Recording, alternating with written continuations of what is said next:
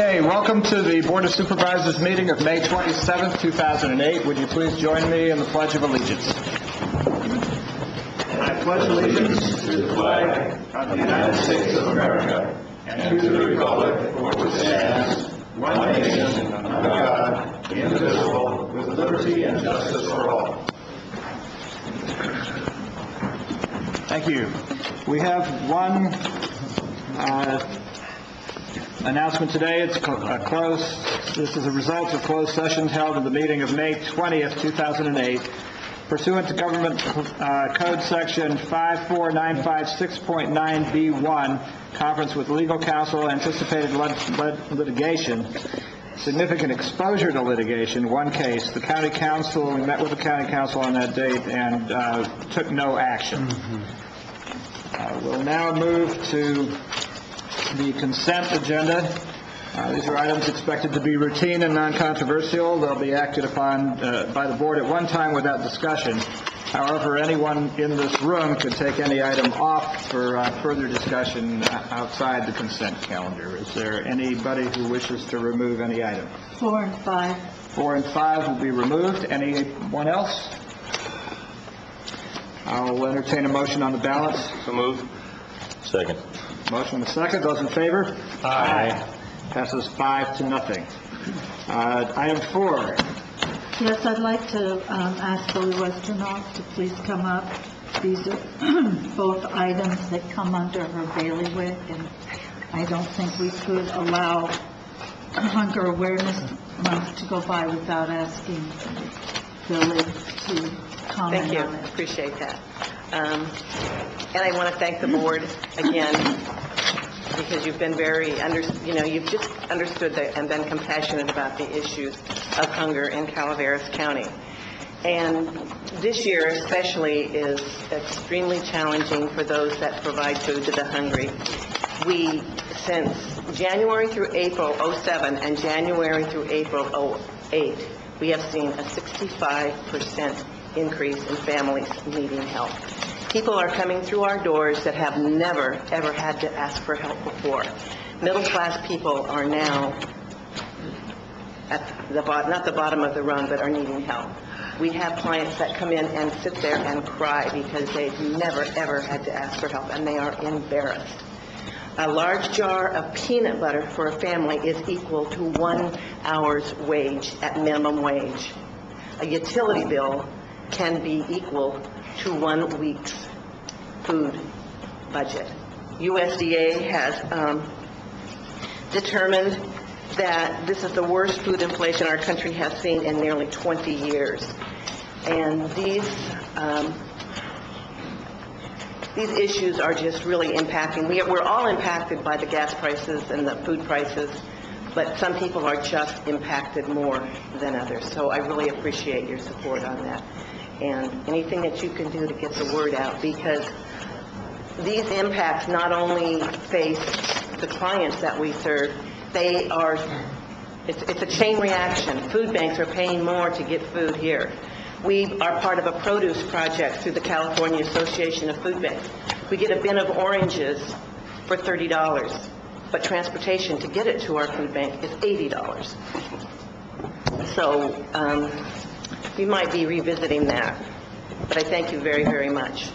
Want me to jump into the next one? No, I'd like to move on item 4. Okay, thank you. Second motion and a second. Those in favor? Aye. Those opposed? It's 5-0. Thank you. And item 5. Well, Marita and you drafted a letter to be signed nominating our local CalWorks office for Hunger Champions, and this is a nationwide award, and I just want to give you a little brief background on this. This comes from the Food Stamp Outreach Coalition. It's a 208 Hunger Champion program. Local offices with a unique and creative approach to serving their clients will be selected at the 2008 Hunger Champion Awards. Awardees will be acknowledged at the State Food Stamp Director Conference, and all Hunger Champion nominees will be recognized with a certificate noting their extra effort, commitment, and passion for assuring that food stamp participants have the nutrition assistance they need for their families. In addition, all nominees will be listed as exemplary officers on the food stamp website. And I really commend our local office for its collaboration, its outstations, and what it does to serve the families in Calaveras County. Thank you. Any board you. comments? No, thank you for recognizing, nominating them, and I'll let you know what happens. I'd like to make a comment or two. I think those outstations have just been spectacular successes. That they're proven out statistically. There are people who would never in a million years have been able to get down to San Andreas to receive benefits that are their right. And the establishment of these centers in each of the districts has made all kinds of information benefits and access to services much needed and finally received. So I think this is a worthy nomination, even though it's, I guess, we're nominating ourselves, but it's this one has been well earned by CalWorks. And I want to particularly note this was not an easy thing for people who had all their lives worked, or all their working lives worked here in San Andreas, to wind up in the far hinterlands of Calaveras County.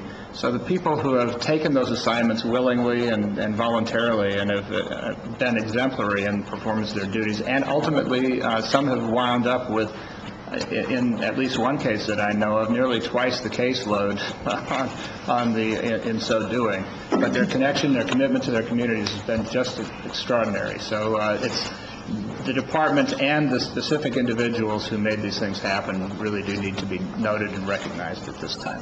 It also, to me, speaks very much of the strong collaboration that we at the HRC Food Bank have with our local office. We have a mobile pantry in the West Point area, and CalWorks staff comes to the mobile pantry, assist with that, and it's a friendly atmosphere for people that maybe would not otherwise apply for food stamps. They kind of think, oh, it's welfare, I don't want to do that. And then CalWorks also participates in our last Wednesdays of the month. We have our extended hours. We're open till 6. They're very faithful in having staff there, too, till 6 o'clock. So I will let you know how the award goes. It's a national award, but they're going to be recognized.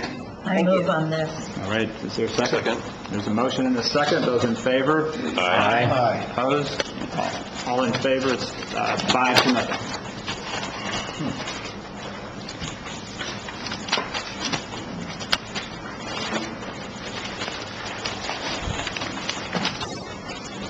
We now move to that most exciting section of our agenda, public comments. Is there anybody who wishes to speak under that item?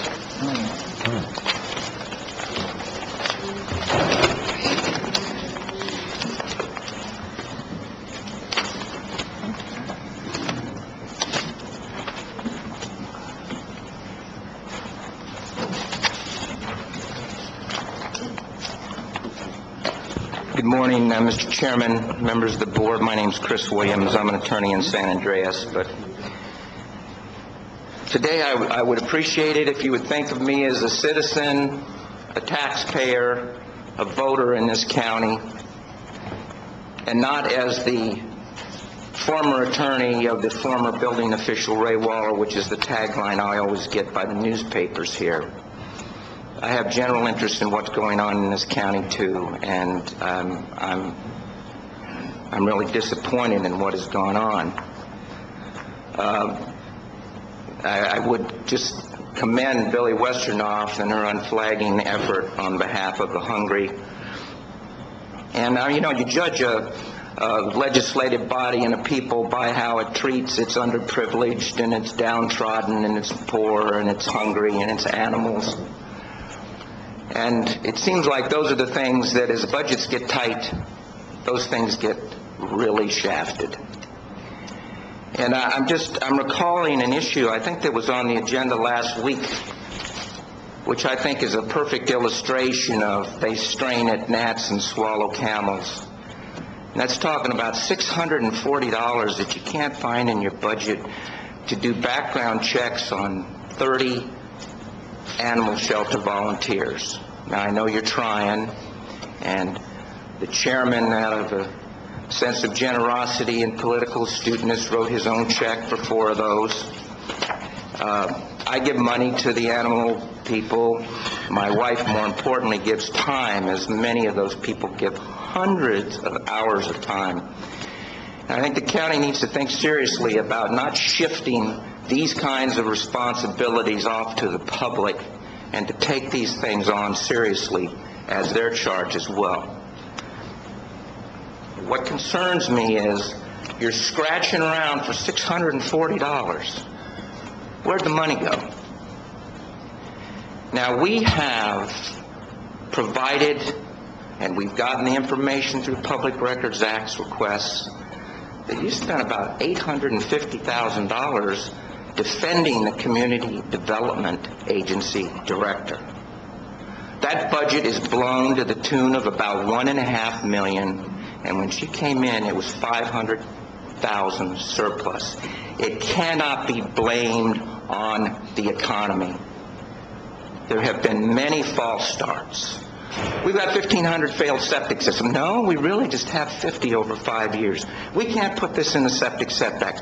Oh, yes, we can. That's what we decided a long time ago. We've got legal access today.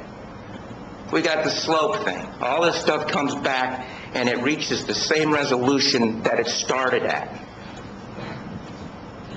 This stuff has cost a lot of money, and my guess is that it's impacted a lot of departments, and you shouldn't have to be scrambling for $640 when one of your department heads has blown $750,000.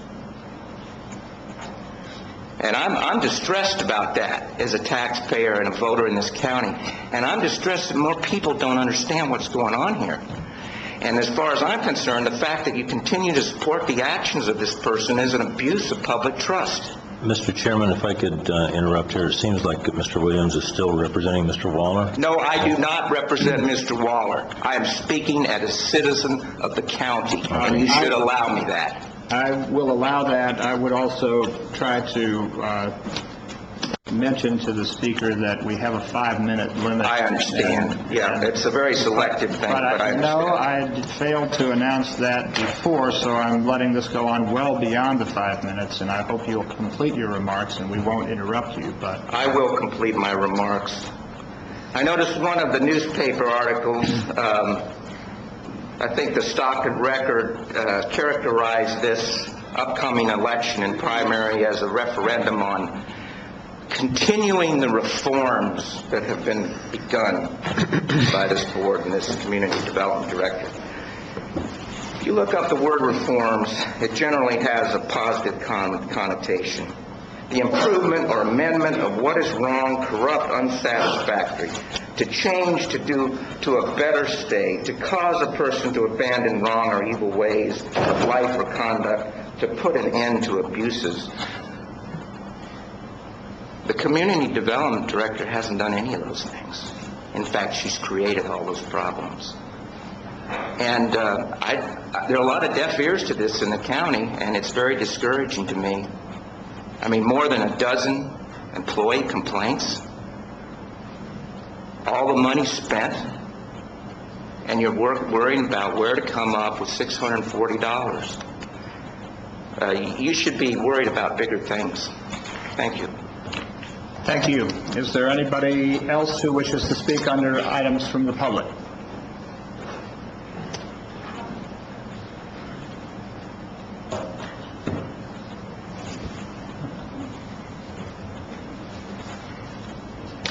Sorry it's taking me so long to write that.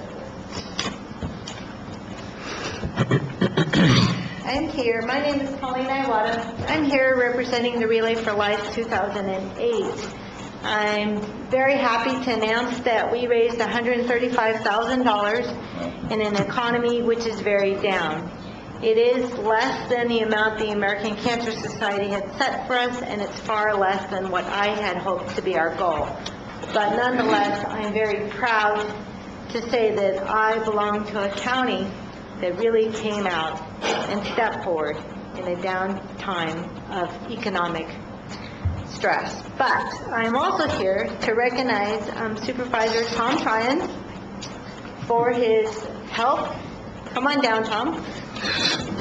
I hope I got the t-shirt that's the right size, but now I'm thinking I didn't, and I'm thinking it's kind of too small. But, yeah, it is too small. Give it to one of the kids. Well, thank you. But thank you Well, thank you. for your help. You did a great job organizing the event. Well, Tom Tryon has stepped up every year to help out our Relay for Life, and I'm very pleased that he was able to do that on a monetary value. And I'd also like to thank Supervisor Russ Thomas. He did a fabulous job with the Star Spangled Banner, and we all hope to see him back next year, as well as the other supervisors. So thank you very much. Thank you, Thank Pauline. you. Would anybody else like to speak under items from the public? Thank you, Pauline.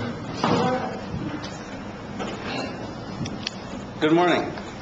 My name is Stuart Mumm. I'm a homeowner in the Poker Flat area at Tulloch Lake, and I'm here to speak to you because of our worsening problem with illegal transient rentals in the area. As you're all aware, I believe Poker Flat is a R1 zoned community, meaning single-family residential homes. And rentals are permitted in R1, but only for 30 days or longer. Any rental of less than 30 days is a violation of the Calaveras County zoning codes and is termed a transient rental as done by motels and hotels. But a number of property owners in our area are violating the rights of every other property owner in Poker Flat and renting out their homes for short terms. These are termed transient rentals, and they're illegal. And these illegal rentals are costing all of us money. They're using our Poker Flat facilities. They're even telling their renters to use our guest docks when they bring in more boats and people than they have room for. The excess cars and boats and noise affects all of us. Beyond the noise and litter and crowding, there are a couple other problems that need to be considered. The homes that rent are generally 3- and 4-bedroom homes that are built for single families. And these are advertised for rental as Sleeps 12 or Sleeps 15 or even more. Now, when you pack in that many people, it creates a number of problems. For one, the lake is overcrowded. There's safety issues on the lake, but beyond that, think what happens when you put 20 or 30 people in a home that's built for a single family. The lakefront homes, which constitute the rentals at Tulloch Lake, are all built below the street level. The street level is where the sewer system is.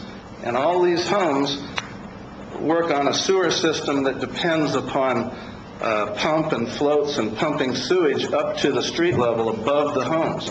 Now, when you take a home that's built for 4 to 6 people and you put 20 people in it, you're overloading the sewer system. And we all know what's going to happen if one of those pumps fails. It's going to drain directly into the lake.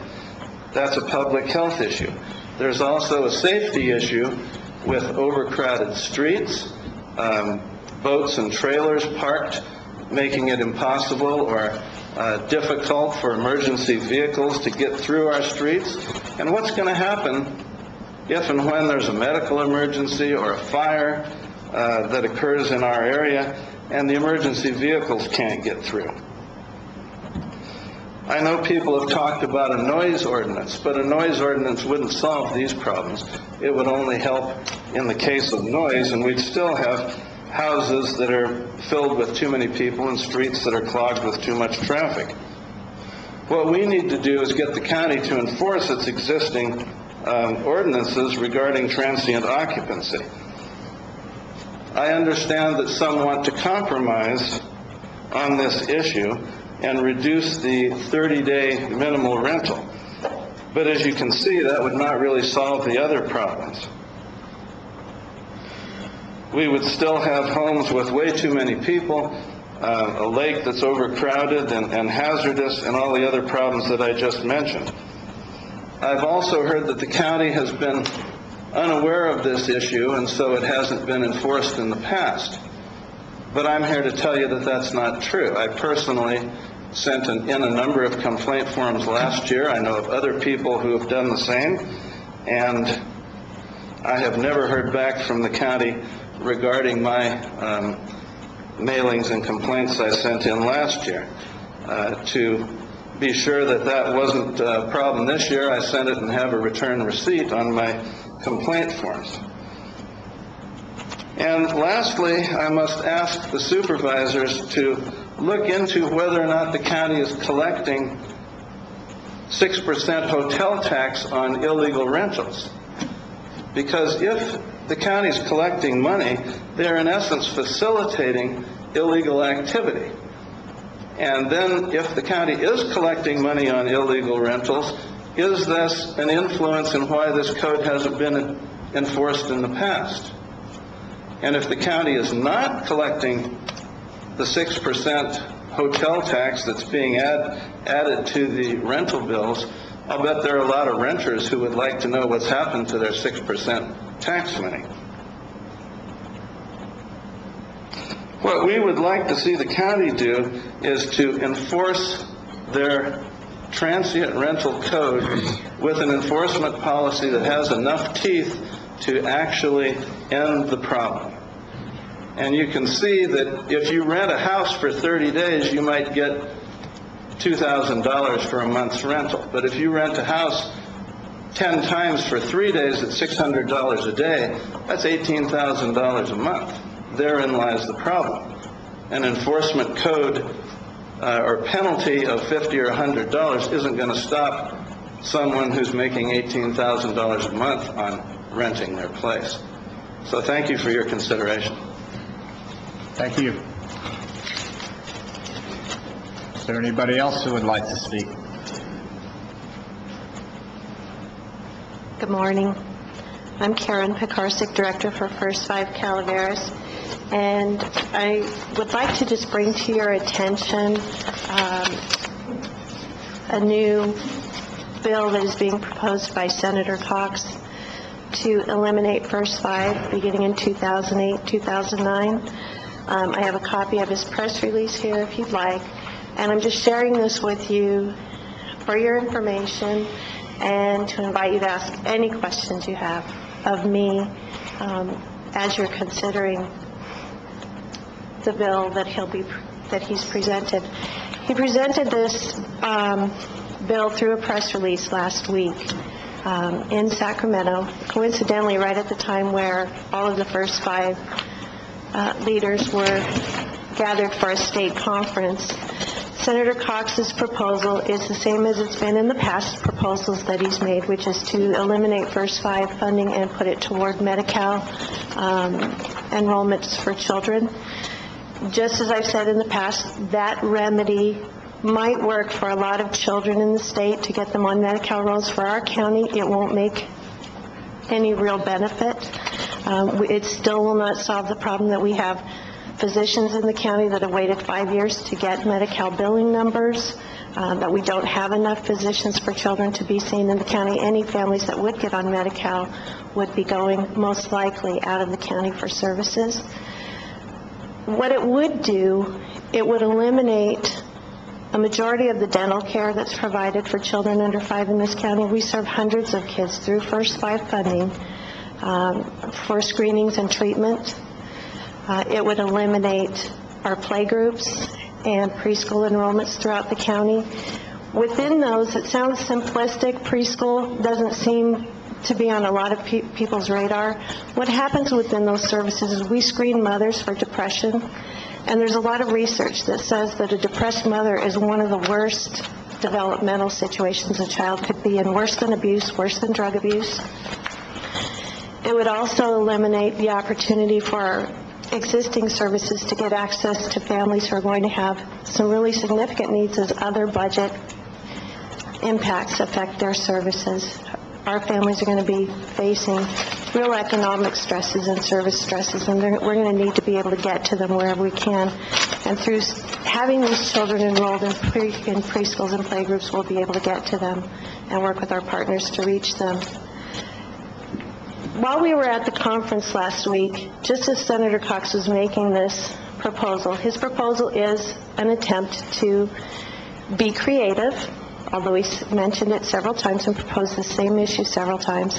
He presents it as a way to be creative, to solve some of the budget balancing issues. We also, during that time, we were listening to a gentleman by the name of Arthur Rolnick. He is a director of research for the Federal Reserve Bank of Minneapolis, and he has done extensive research on the value of early childhood development and supporting families and children in early childhood. The research that he and his peers have done from an economic standpoint shows that the return on investment in early childhood is over 16%, a very conservative estimate on a return on investment of public dollars and or private dollars is calculated at about 16%, and that doesn't factor in the money that's saved when these children don't drop out of school and don't end up in prison and don't end up needing extensive public resources. He compared the investment in children to investing in arenas and building buildings to invite businesses into the community, and about the average rate of return on that investment would be roughly 2% if that's successful, if the team doesn't leave, or if the business doesn't close up and decide to go to a better offer. But a return on investment in children is over 16%. His comment was that the best economic development that a community or a city or a state could do would be to invest in its youngest children, particularly 0 to 3, and definitely birth to 5, prenatal and birth to 5. Senator Cox's comment when he submitted this through the press release was that health of children was more important than music circles. We all care about the health of our children, and that health comes from a lot of different ways. It comes from good nutrition, and you just heard from Billy Westernoff. First Five funded the food bank and WIC to develop the voucher program that has changed not only the state's model in WIC, nutrition supplements, but the national model, and that's about to be implemented probably in the winter of '09. California has said because of the work that was done through First Five funding and through First Five California, or Calaveras, that California will be the first state to fully implement the new WIC model and the new food package that's built on nutrition. The health of children is based on dental care, and Marcia Larrabee, the children's dental coordinator, has said that because of the funding that First Five has provided and the services that have been provided to children over the last several years, she can see a difference. She can now see third graders who do not have decay. And when this program started a few years ago, she was seeing massive decay among third graders.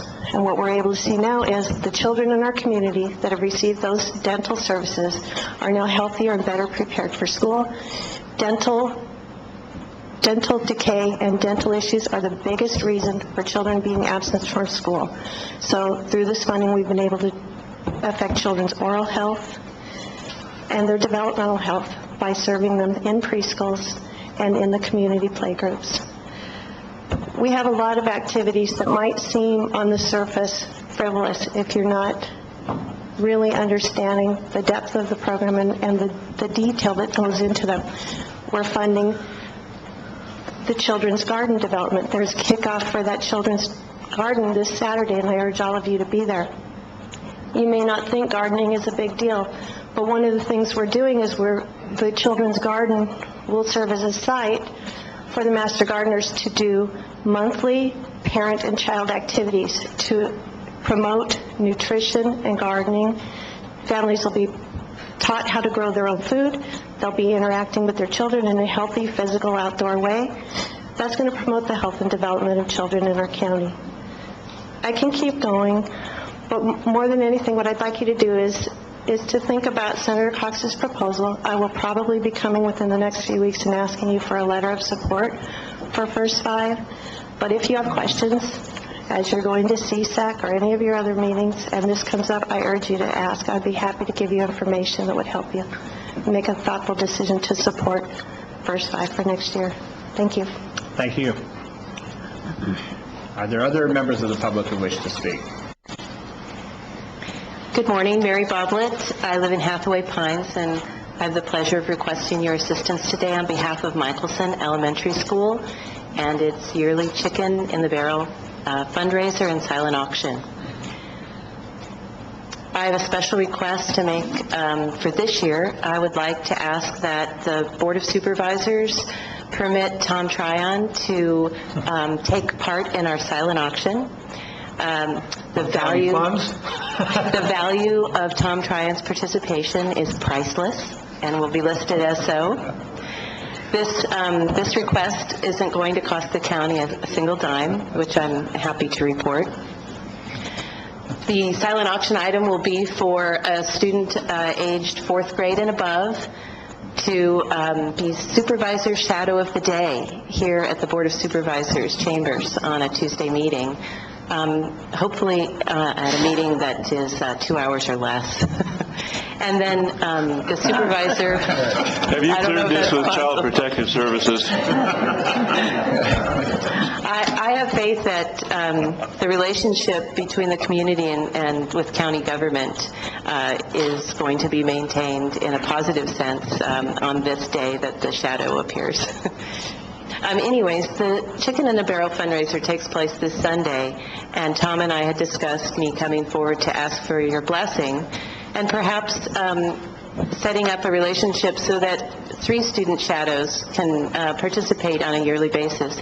Nancy Whittle earlier mentioned that this took place a number of years ago when she was on the board in some fashion. So I'd like to be able to put this into the silent auction book when I go home today. I don't quite understand how you tie that to a silent auction, because it's going to be, it would be 5 different students, would it not? So you mean you want 5 different silent auction? One silent auction item will appear in our silent auction. It will be for a student whose parents bid to have their student shadow you for a day. It'll be 1 student. It will take place perhaps this summer. It'll be a student who's age 4th grade and above. This person will participate in your meeting in some fashion, and perhaps you'll spring for lunch. I asked Mary to come and address the board on this for 2 reasons. Number one, to see if the board is comfortable doing that, and secondly, that I thought maybe the board might want a student from their own supervisorial district as opposed to 5 students from the barbecue. She didn't say 5, Tom. She said there'll be only you, Tom. only 1 student. No, but she's asking if the other board members Would also like to participate. We don't want to limit this just to District 4. The question is, would you like to participate by having like 5 issues or 5 board members with 5 silent auction deals at the park in Murphy's, or would you like to find a student from your own supervisorial district? Well, and I don't know who, I mean, if I'm bid on it, it could be from any supervisorial district, I guess. It'll probably be, if it's a Michelson, Tom, it'll probably be somebody from District 3 or District 4 who goes to Michelson. It will not be somebody from Copper or someone. Well, they could come up and bid if they wanted to. I mean, it's a bid, so I don't think it's restricted. Why don't we go down the line and see who's up for this one? Russ?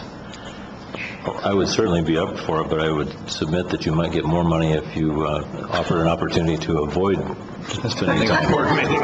All right, so you'll have 2 choices in the case of Russ. Marita? That's fine. All right. This would be a better idea, I think, as far as the appropriateness of other organizations and other schools have that, like from your district or my district or Russ's district. Yeah, because each of the schools have their own fundraiser. Well, the next question is... I haven't said my piece yet. I'd be happy to do that, but I also want to offer the Humbug Creek Farm dunk tank and Mr. Tryon attached to it, which I believe could be a great fundraiser up there, as it is, by the way, when I sit in it over in West Point. Only if I get dunked in apple cider. We could arrange arrange that, but not this year. If it's all right with the board to do that, then the question is, do we want to coordinate a date so that we don't all show up in 5 different board meetings at 5 different times? Do you want to coordinate a date? I mean, how do you Tom, want to... I think you're making this too complicated. We're not quite there yet, Tom, with the other schools We'll do on whatever board. is asked. Well, if you're going to auction You're something the off this coming guinea pig. Sunday, you're going to have, don't we need a date? No. You can always arrange the date. Details to be announced. TBA. I got already 25 cents from Bob for attending a board meeting. Hey, that goes to Mary. That's to be divided equally among the 5 board members. Well, the sense is it's all right to do this on Sunday, and if whoever gets it, I may bring to the board. Yes. Okay, that's all right with the board. Yes. Okay. Okay, just a little bit of background. This Chicken in a Barrel fundraiser takes place each year. It's June 1st, and it's in the afternoon at Murphy's Community Park. We'll take that dunk tank, Steve. It exists. Okay, I'll talk to you later about that. The Michelson Elementary School Parents Club is this organization putting this on. And to dovetail in with the earlier comments today, they are supporting a garden at Michelson. That's just awesome. It's new this year.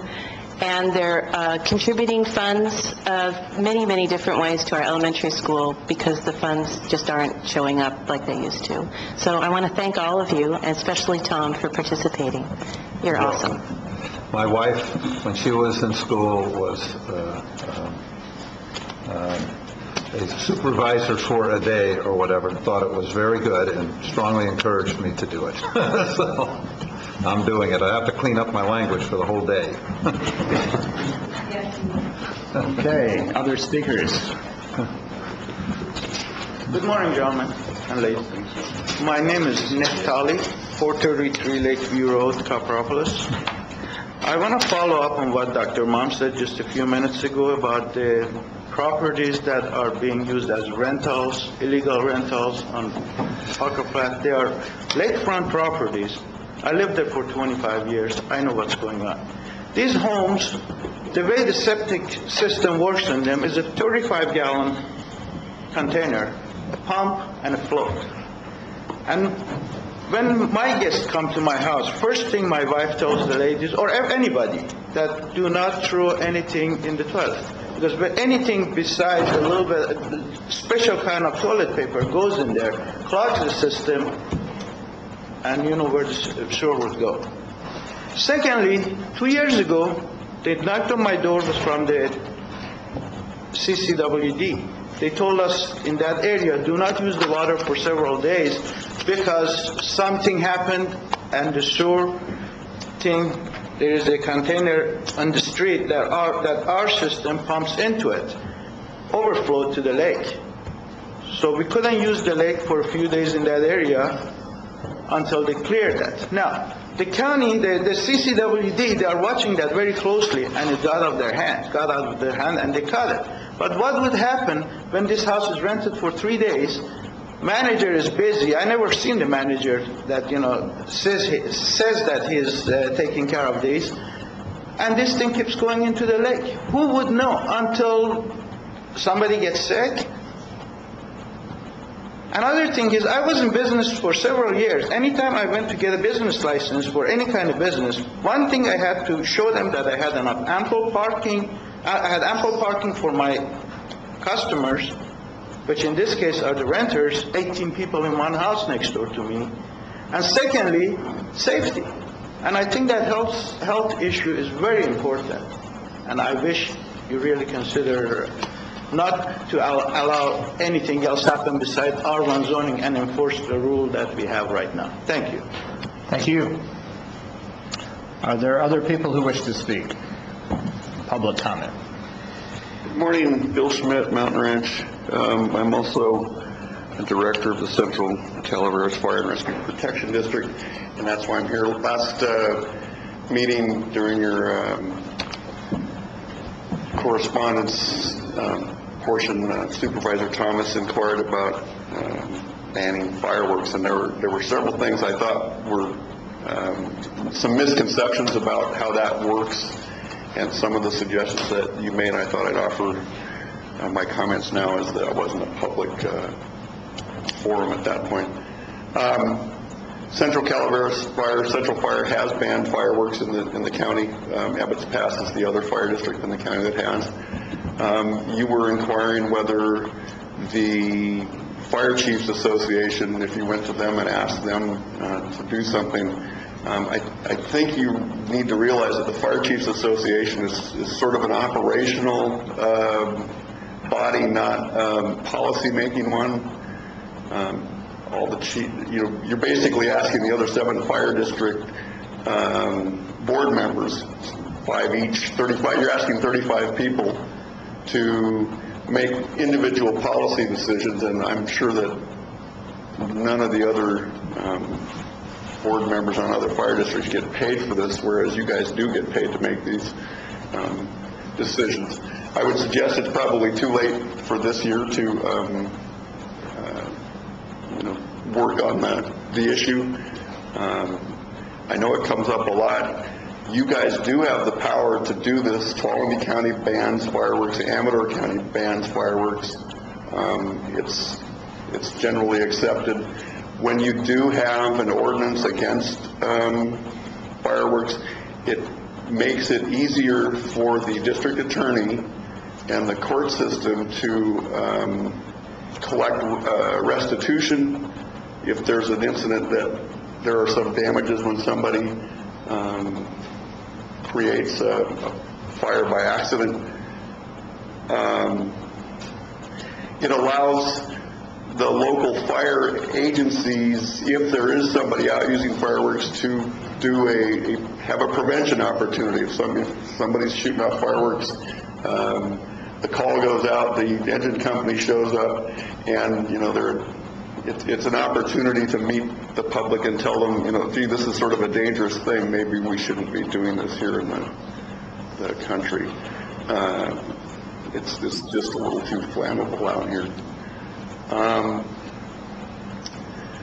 There was some mention about in July the cattle have grazed off everything, but that's nice for those cattle grazing areas, but generally people setting fireworks off aren't in those areas in general. It's nice to have the fuel loads reduced a little bit by July, but sort of the implication that you can't have a big fire after July 4th because the cattle have grazed all the vegetation off, I think is a little bit doesn't quite work. Anyway, I would encourage you to take the burden of this issue after the 4th of July, after August. We ban fireworks during declared fire season. Thanksgiving, New Year's, you want to have some fun with fireworks, go for it. We're just looking to prevent big fires in the county, and hopefully that's one way we go about doing it. So, thanks. Bill, Hold on a second, we got a question for you. Why won't the elected boards of the respective fire districts take action like you did in Ebbets Pass? Why are they asking us to do something that's under their purview? I mean, you can't speak for them, but when your point was well taken that the fire chiefs are an operational group, not a policy-making group, but their boards are all elected, why isn't this going before their boards? I turn that back at you and say, why don't you do it? There's 5 people here. You're asking 35 people to come up with the same thing. We did it because we recognized that you weren't going to. I mean, there was no real political will at the supervisor's level to do that, and we thought if we wait for the supervisors to do it, it won't happen. I'm sorry, I guess I have, even though I live in Ebbets Pass, and, it's easy for me to say, but the fires seem to be called most of them from burn piles, so then we shouldn't allow burn piling, from weed eaters, so we shouldn't allow weed eaters, and I think it was Old Gulch started from a car or something. So, I mean, if you look at where the biggest fire response comes from, it wasn't fireworks, it was from, probably in my area, it's burn piles, and we don't have fireworks. So that's why I guess I supported that respective fire districts, if they're serious, they should make their own determination. But I didn't think of it. I appreciate your pointing it out, that the chiefs are operational. Yeah, you're just not, if you need to go somewhere, go to each individual board if that's your pleasure. I mean, that you'd have to get it done that way. Or the residents of that area, if they don't want it, go to their respective fire boards. Yeah, well, there's that too, but... Okay, no, thank you. I'm not putting you on the spot, I just... That's all right. Yeah, I appreciated you pointing that out. I love the conversation. Any other comments?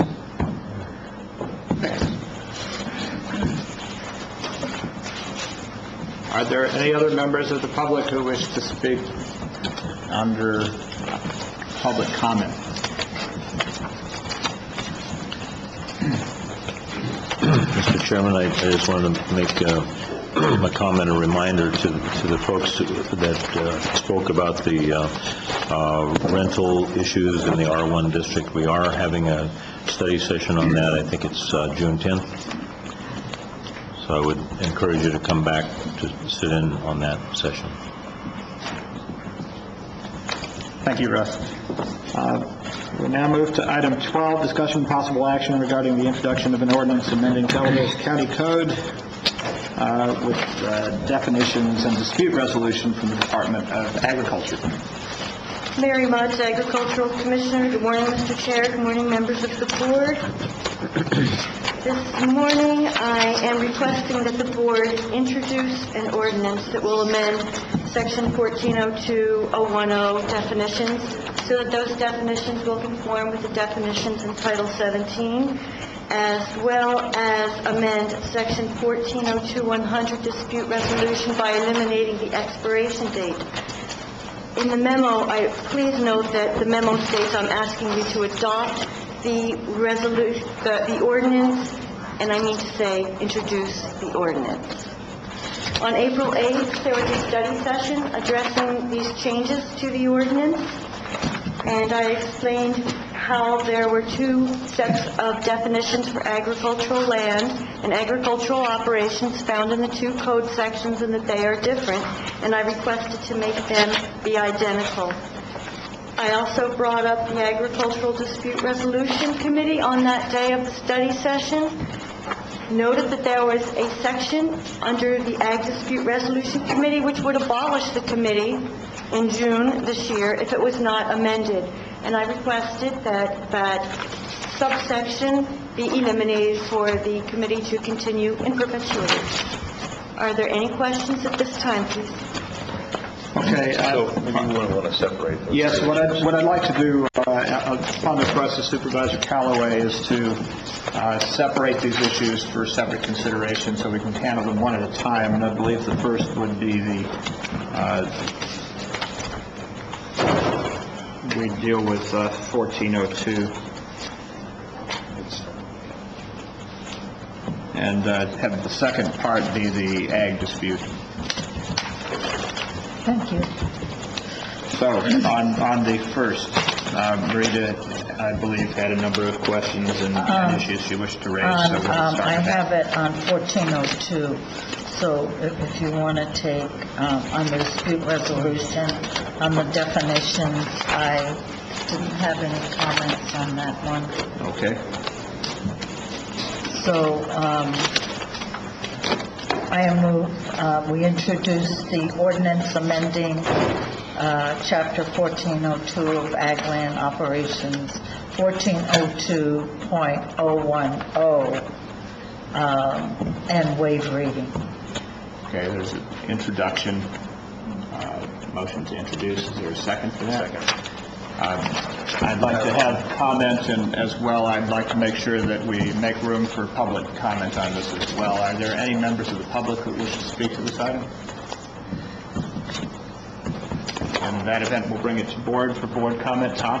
Yeah, I'm not really keen on this. I realize it was done in conjunction with a package of which I was extremely supportive, which was the ag zoning issue. But by going with this definition rather than the alternative definition, which says agricultural endeavors need to be for a commercial purpose, this basically says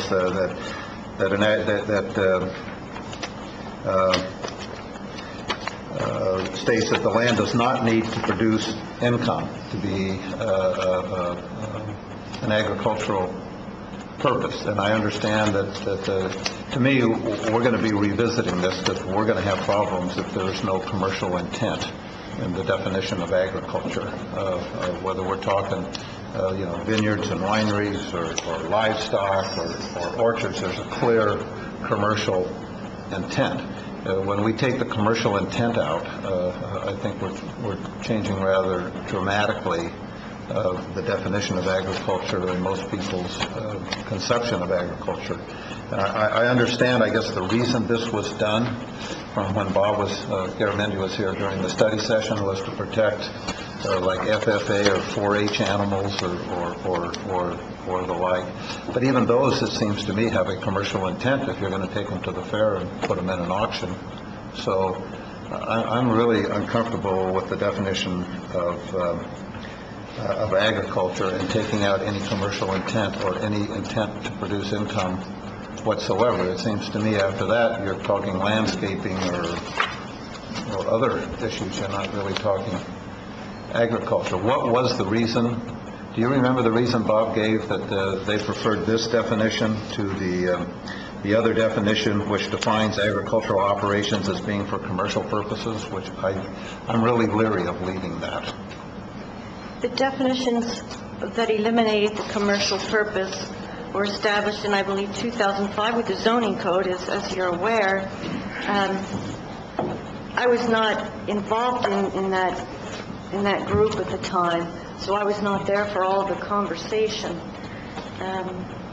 But what was it that he was also referring to when we had the study session on this? Not back in '05, but just a few months ago. It was my recollection was to just protect and defend any type of ag operation, whether it be someone with a backyard that is just producing some poultry for some eggs for their own use, as long as they were following the accepted farming practices. And of course, FFA and 4-H. I don't have a But clear FFA answer. and 4-H, I mean, that is a commercial purpose. They're going to auction them off. They intend to make money. Mr. Kennedy. I recollect that Mr. Garamendi suggested that it should be defined by the activity on the land rather than the result of that activity. And that the view, and this was a view supported by all four parts of the Ag Coalition, was unanimous in their recommendation.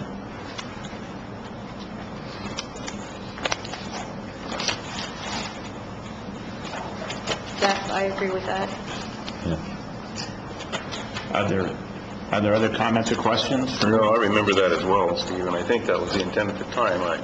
I see Tom's point, and his point has some merit, but the suggested wording here for that, it says for the purpose of producing income. In other words, that has to be the purpose of that ag land, and I'm reluctant to say that if you have an agricultural practice on your land, that you have to have that as your purpose, is to make an income, because there are some activities that, as long as they comply with accepted farming practices, they may not have the purpose. And at the time we had this discussion, I'm just recalling what Steve is repeating here, that it should have to do with the activity on that land rather than something. I'm afraid we'll get maybe sidetracked to some sort of a criteria, such as they do with the Williamson Act, where you not only have the purpose, but now you have to produce a certain amount of income in order to keep your land ag, and I'm kind of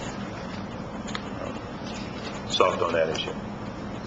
Other comments? I'm not bothered by the definition. I personally find it hard in this particular period to suggest that anybody in their right mind would have as their purpose going into farming and expecting income. This has been a heck of a ledger for local farms and ranches, and I personally think that in terms of our definitions, we should be looking at how people are using the land, which is very well outlined, by the way, in this. There's a great deal more detail than there was before. And the second reason, aside from trying to have it be specific to the activity on the land, was that there was a need to make our documents consistent. We had an old document that had one definition, a new document that had been vetted for 2 years through a lengthy process involving our departments as well as the representatives of the entire ag community. For us to second-guess that at this late date seems, almost to go back to square one. I personally favor the more modern version of this. So there is a motion. Is there a second on this? Second. Any further discussion? Who made the motion? Marita. So the motion is second. All in favor? Aye. Opposed? Passes on a 5-0 vote. We now move to the second piece of this, which is the question of the sunset clause on the Ag Dispute Resolution Committee portion of this. Among other things. Among other things. Actually, it's not just a sunset clause. There were some definitions, and Supervisor Callaway is here to explain them all. Okay, I have notified Mary over the weekend, and as a courtesy to our chair, on what some of my concerns are about this resolution. One, the ordinances are meant to be specific in nature. As we can see on the prior one, it's filled with shalls and so forth. It was very specific. I found this one not to be, and I will go over those item by item on which I had concerns. And Mary, if you'd like to respond for the pleasure of the board, I'd appreciate what you responded to me. Under A, the committee may, at its discretion, hear disputes, and yet we say during the ordinance that members of the public or department can bring an ag issue to the committee. So my question was, does the committee then have to hear it? And Mary's comments were... Okay, the question is, why does the ADRC have discretion to hear cases, correct? Correct. Well, not all cases, as I stated in an email response to Rita, may be appropriate for the committee to hear. There may be some cases which are too hostile or too threatening for the committee. Upon a first fact-finding meeting with the parties, the committee may find that the involved parties are in such a heated argument that they simply are not going to be able to handle the situation, and the case may be better suited for a court of law. We know that we may handle some of these cases will come forward to the committee, and the committee is not trained to handle such cases. They are volunteers, they are not paid, and there certainly will be cases that will be out of their realm. And they do have, so will be discretion. Then they have to, that will stay, and so instead of may at its discretion would be will at its discretion. So they have, yes. So, okay. On B, it does not refer to ag in any way.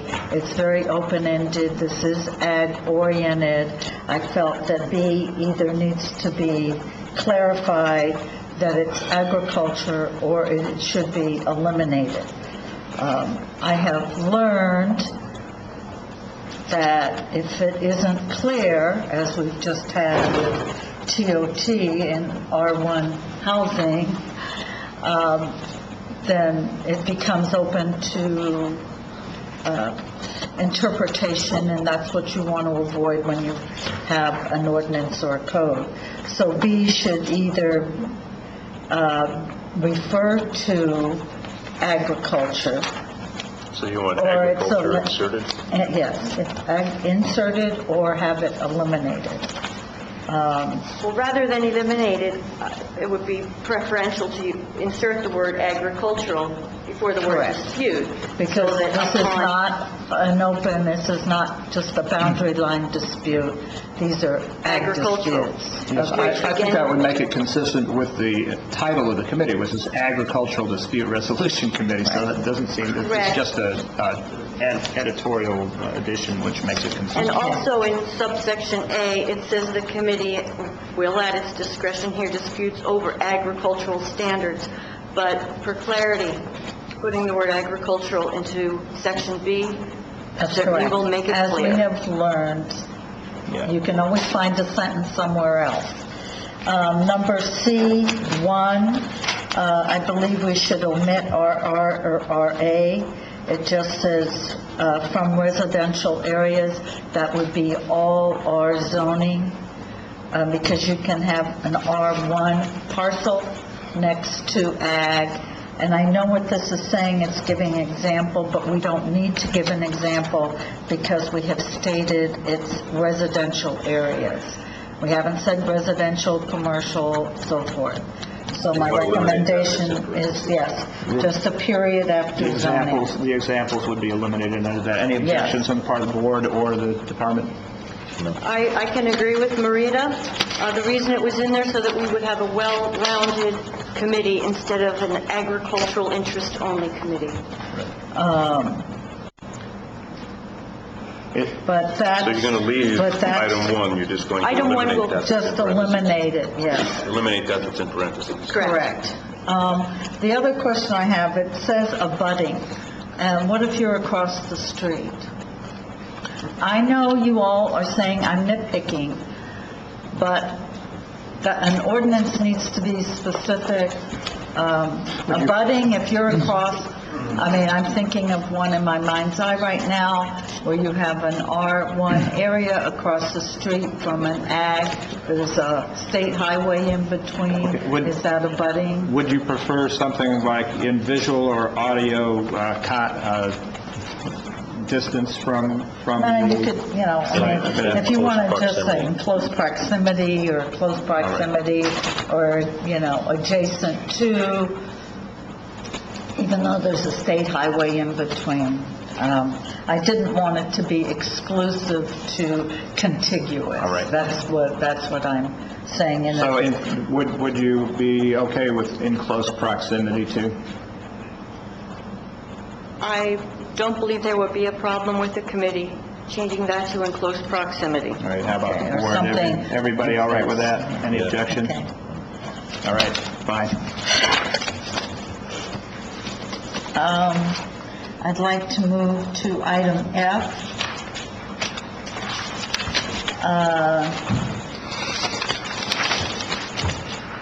This whole thing to me was fuzzy. When this committee was started, training was mandated. Everybody had to do it. The last time this came to us in a study session, I brought that up, and it was thought, well, the old people will teach the new people. Now in 3 years, we've got second generation teaching third generation, and then third teaching fourth. This is really, to me, something that becomes part of the policy or procedure of a committee, not in an ordinance. If training is necessary, then it should say training shall be required, and we have not designated how it would be paid for. And so, given that it's a money issue, or could be a money issue, so my recommendation is you take that out, and it becomes part of the protocol of the committee, not part of the ordinance. May I add some clarity to that? Sure. That statement F has always been in the ordinance since its original introduction, and I discussed this ordinance back then with county council, who said it wasn't quite possible to mandate training on these individuals since they were volunteers and not being paid. You could not require them to have training. All of the members did go through training. They accepted the training. They found it to be highly encouraged, and they were very successful in it. And it never was mandatory, but it was offered to them, and they did accept it. But that doesn't answer my concern. And I agree with a statement such as that. It's a protocol issue for the committee. In an ordinance or code, you were saying what is or is not. And I don't think it adds to that, because now you're in your third or fourth generation, and if you do training and you want training, as many of our committees have, then you find the money to do it. And this does not require it, as council said, and there is no funding mechanism here. I agree with you. There's no teeth to that statement in this ordinance. So if there's no teeth into it, then it's one of those feel-good things, but that's my call. We have policies and What's the board's position on eliminating the feel-good clause here? Any objections? All right, we're feeling bad now. Okay, all right, I want to move to G. It's a voluntary process, so I couldn't understand why it would go to the board. The board has no authority. There is no appeal process like we have in code enforcement or in the planning process. And if it's something like a zone change, then it goes to the planning commission, and then it would come to the board. But on these disputes that go to the committee, it is not under the Board of Supervisors' purview. It's voluntary on behalf of the participants. The decisions made, and if I remember correctly, it says they sign a form agreeing to XYZ.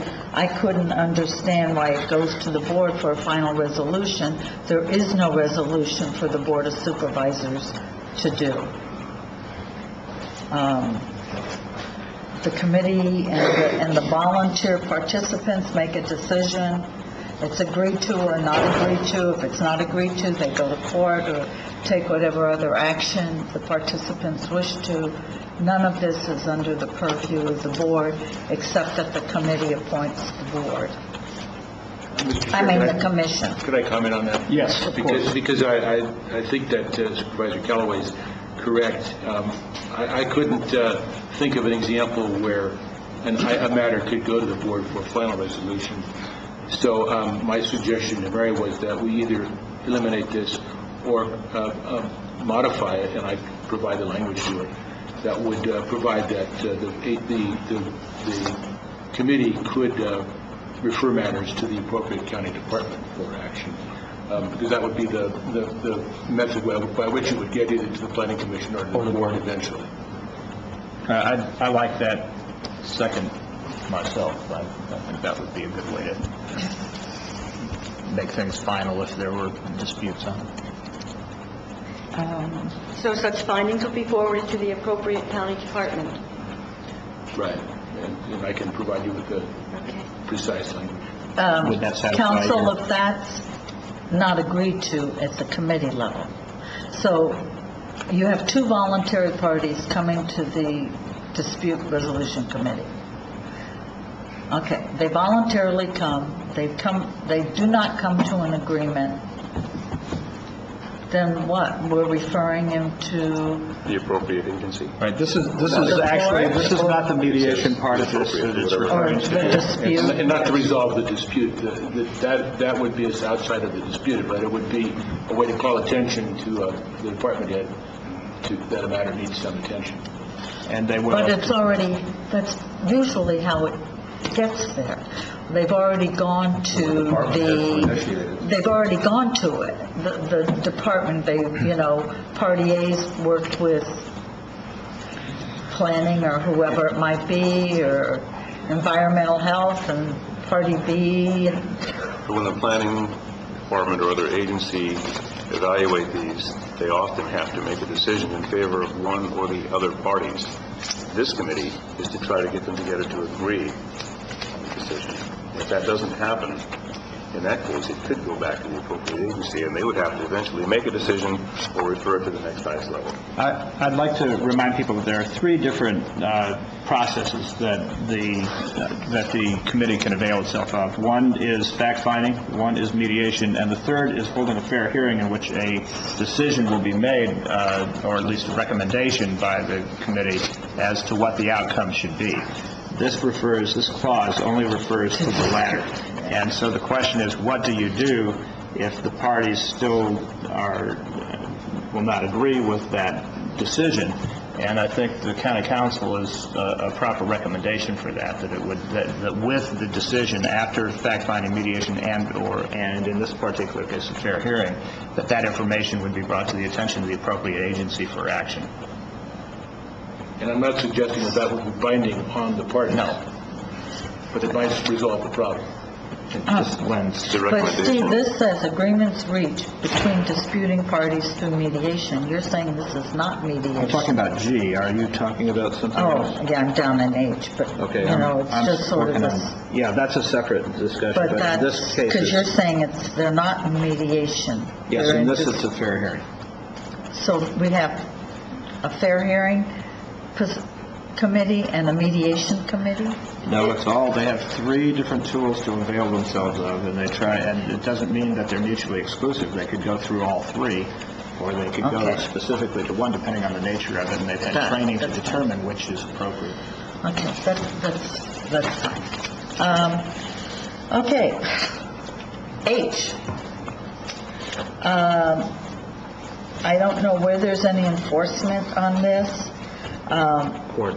If they're monetary, but we do not do that.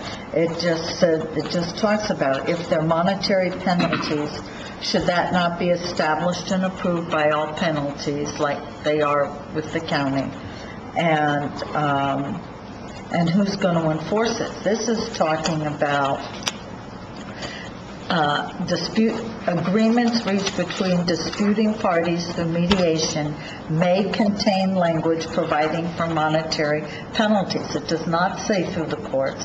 It's saying through this committee in the event of a material breach in terms of this condition. So one, this is this committee, it's not the courts. Who enforces that and who determines the penalty? Normally, in a case, there are several ways to do it, but they all must be part of mediated written resolutions. So they could go to binding arbitration, they could go to court, they could go to any number of neutral third party to make a determination as to whether there's a material breach, and that would have to be outlined in the agreement itself. But Steve, this is our ordinance. This isn't outside the purview of this committee. You're talking about a court or an outside mediation, and all those things you just mentioned. But this is ours, and it said the agreement, these mediation agreements through this committee. We are not party to those. The parties in dispute must, if they mediate an agreement, must sign that agreement to have it effective. But this is the enforcement mechanism of it is to be determined by the parties themselves. They would sign off on it, and whatever the venue for resolving a material breach would be in the agreement that they agreed to sign. But this is our ordinance. What you're discussing is outside the purview of the county or this committee or the Board of Supervisors to have any control over.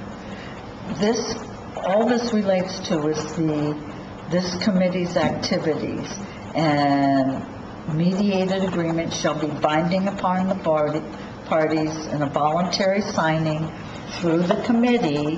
This is ours, not outside. And these agreements between the committees through mediation, our committee may provide for monetary penalties. I don't know how that's established in the event of a material breach in terms of the agreement. So who's enforcing this? I guess what I'm saying is this is ours. This is what we have control over. And what I'm hearing you is we don't have control over any of that. So, we council, have do you control want over the process. What am I missing with Supervisor This Walensky? paragraph is entirely advisory. Everything you've said is correct. It's encouraging the committee to reduce an agreement, if they have an agreement between the parties, to reduce it to a written contract. It's also encouraging them to include some sort of mitigation, some sort of damages in the event of a breach. The county has no ability to enforce that contract. That would be like any other contract. Then why would it be in our code? Because It's advisory. It's advisory only. I don't know that it's objectionable. It's up to the board's discretion as to whether you want to remind the committee in the ordinance of the goal of having written agreements with some teeth, which would be some sort of a damage provision. Okay, but we can't do anything about that, council. There's nothing in here that the board can enforce. Okay, but if this is ours, we should be able to enforce what is ours. We cannot enforce what is not under our purview. And I could see it saying that there's a voluntary assignment of agreement by all participants. What isn't said, of course, is what if they don't do it? Well, if they don't do it, they have to go do whatever they do. But what Jim's saying is this is a contract, or tantamount to a contract. It's a contract. That is what you would take The other to party court. can enforce it. You have a breach of right. But the rest Two of parties can it, enforce the contract. but it just says it provides We're a for mediator monetary and helping penalties. negotiate the contract. We're not the enforcer. But that's not what this says. Yes, it does. No, it doesn't, Steve. It says that the agreement that we voluntarily agreed to sign, party A and May B, contain language. a breach between the parties may contain language providing for monetary penalties. We cannot do that. We do not have that authority. And then we have no enforcement if they don't. We just say there's a It can be an enabler of the contract, and you can put whatever you want in that contract. And it is a The other voluntary party, the two agreement. parties have to enforce it against each other. We're not the enforcer of it. I understand, but it's Just in like our going to an code. attorney and having them draw up a contract, and two parties sign it. I know. My only point is that this is advisory to the committee. And it tells the committee what the board's intention was, what the board's goal was. But whether you put it in or not is entirely up to you. But how can we provide for monetary penalties when we don't even have that authority to do don't. that? It encourages We the don't. use It says it may It provide has the to be language. agreed to between the two parties, the resolution of the dispute. And that's why it says in the previous sentence that only in the event that both parties would mutually agree to that. So why don't we run down the line And then, and He's not done. see? oh, no, I'm done on that. I just think, What do you want? on number H, On number H, do you want to go down and do you want me to, your choice, Mr. Chair. Okay, well, why don't we see how people are on the paragraph H? In my opinion, if you take this out, you're essentially making the effectiveness of the committee itself in question. They don't have the ability to function in the way that they've been set up to function. They need to be able to work out an agreement that by the parties both signing, that has some teeth in it, and that if there's a breach, then if it goes to a higher level in a court resolution, then the court would have the benefit of seeing that there was an agreement and there was a breach, and be able to act accordingly. So I have no problem whatsoever with leaving it in. No? Fine with it. We'll leave it in. I'm okay with leaving it in as well as it is. Okay, number I oppose eliminating a sunset to this committee. I think all non-mandated committees should have sunsets to them. I recommend a 5-year program with this committee, and if at the end of 5 years it's working as we are hoping that it will work, then it will be a wrap and we'll extend it again.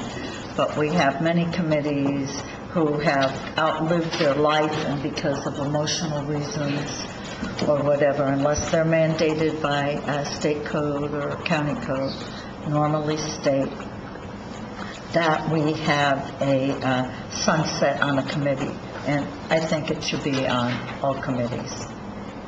So I don't propose eliminating a sunset. I mean, I'm fine with extending this sunset for a 5-year period. Okay, and that would be from the date of adoption of the ordinance? Yeah, or whenever it was due to expire, yeah. Okay, any objections to that? I support that. I do too. So that's unanimous, we'll go 5 years. Okay, and there's anything else? I think I got it. Did I get it all, Mr. Chair? I think from the email I've got here, the answer would be yes. Therefore, do I hear a motion on the on this as amended? Mr. Chairman, there's, as long as we're editorializing on this, I'd like for Mary to look over on the attachment 1 part of this under the 1706 letter D.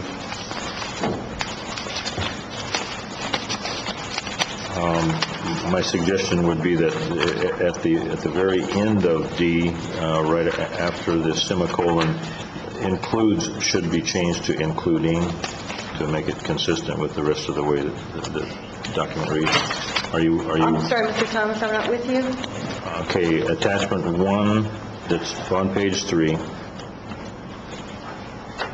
Letter D, that starts with the raising, production, and scale of livestock. See that? Mm-hmm. Okay. I do. Talking about syntax here, it's for those who ever taught English, this is an important moment, or were traumatized by an English teacher sometime in their earlier life. Sorry. I've had a good teacher here alongside me. Apparently so. Is that acceptable to the department? Excuse me, so it will be the raising, producing, and sale of livestock? No. It's the last. Go to the end where it says, after husbandry, includes dairying and ranching, put including instead of includes. There you go. There's no problem, but I'm not amending Title 17 at this time, but I can make that appropriate change in Title 14, Okay. which would be number 4. I want to thank the board for bearing with me on this. And I want to thank the supervisor for her careful attention to detail. Would you like to make the motion? I'll make the motion. I don't know. I'll make the motion introducing the amendment to 1402-100 as amended, the amendment, and I think if you have them all, I can work with you, or I captured them Supervisor all. Walensky. Thank you. Okay, thank you. Thank you. All right, that's a motion. Second, all in favor? Aye. Opposed? Passes on a 5-0. Thank you, Mary. Okay, we are now going to change hats for a moment and become the public authority governing board for the in-home supportive services, County of Calaveras, State of California. And first on our agenda is the minutes, to approve the minutes of the IHSS meeting held on April 22nd, 2008. Is there a motion? Move for approval. Motion for approval. Is there a second? Those in favor? Aye. Opposed? We now open to public comments for the IHSS board meeting. Are there any public comments on this topic? Hearing none, we'll move to item number 3, and I believe we have a staff report on this. Well, good morning. Colleen Reeves, Public Authority. I'm asking the board to approve a minute order that has to do with the increase in the number of IHSS providers who are on benefits now. It was passed by Resolution 08002 on April 22nd. We just did not do a fund transfer at that time. Any questions from the board? So moved. Second. So motion, a second. All in favor? Aye. Opposed? Passes on a 5-0. Thank you. Thank you, Colleen. And this meeting of the Public Authority is hereby adjourned, and we will now reconstitute ourselves as the Calaveras County Board of Supervisors. We move to item 13, which is a public hearing, possible board action regarding the appeal filed by Billy and Anita French of the Planning Commission's April 17, 2008 approval of the project 2005-08-2 tentative parcel map for Billy and Anita French.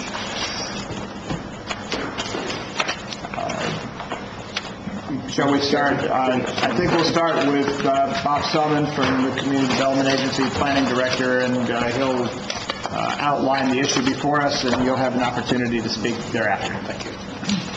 Mr. Chairman, this is a little bit different. This is an appeal of an approval of a county planning commission action, including application of conditions by the applicant. Mr. French is the applicant. The Planning Commission heard this first in March of this year. There was an issue of the appropriateness of county road conditions that were being requested. The county has a very specific procedure called a modification. It's part of our code. The matter was continued to allow the applicant time to file an appropriate modification request. The request was filed. It was not in a complete form. That form specifically requires that an engineer be a participant in the evaluation and provision of additional findings that the county could then consider as part of its consideration of the modification and approval. After discussion, the Planning Commission determined that although the modification request was not complete, the County Planning Commission believed they could proceed with the application as previously recommended by the Planning Commission and did so, or excuse me, by the planning staff and did so, and approved the project. So it is with those conditions not subject to modification that leads to this appeal. So at this point, I think we can turn it over to Mr. French and let him explain what his concerns are, and we can go from that point forward. All right. Thank you, Bob. Mr. French?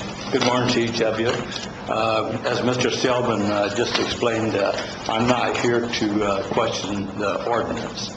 I'm here to get a condition removed so that I can record my tentative map, my final map. And in the hearing before the Planning Commission, the information that was given them and what they made their decision on was erroneous facts. And I'd like to go through those facts so that you folks can see where the errors are. And then I'll go into my defense of getting the condition removed. Okay. Could you please state up front what that condition, there were a number of conditions, yes, in fact, quite a few conditions that we're looking at. Is there just one that you're appealing here? Yes. Okay. Could you outline what that is? 3C. 3C3.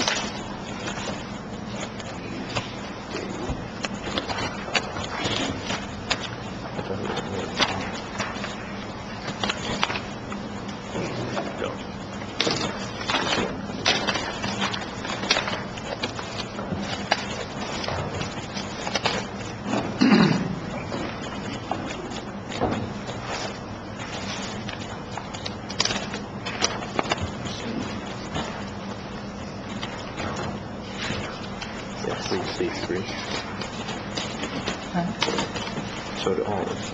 So I only get that.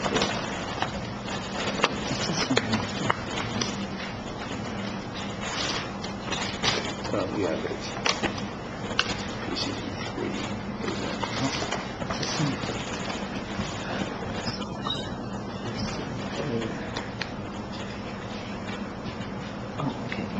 It's I'm sorry, it's 3A. That's not it, I'm sorry. It's 3C, 3A. Okay, thank you. That's on the papers that were given you, that's on page 8 of 12, under,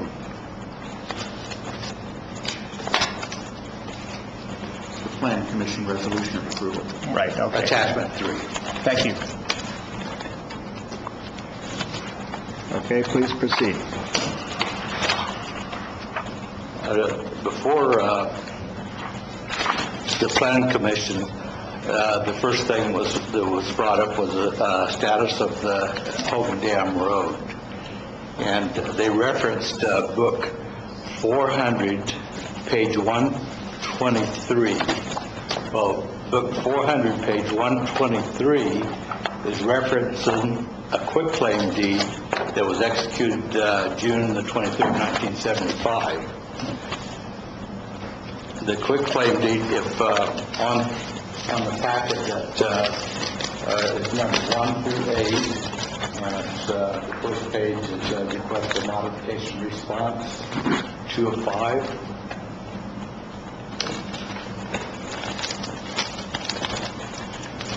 The quitclaim deed references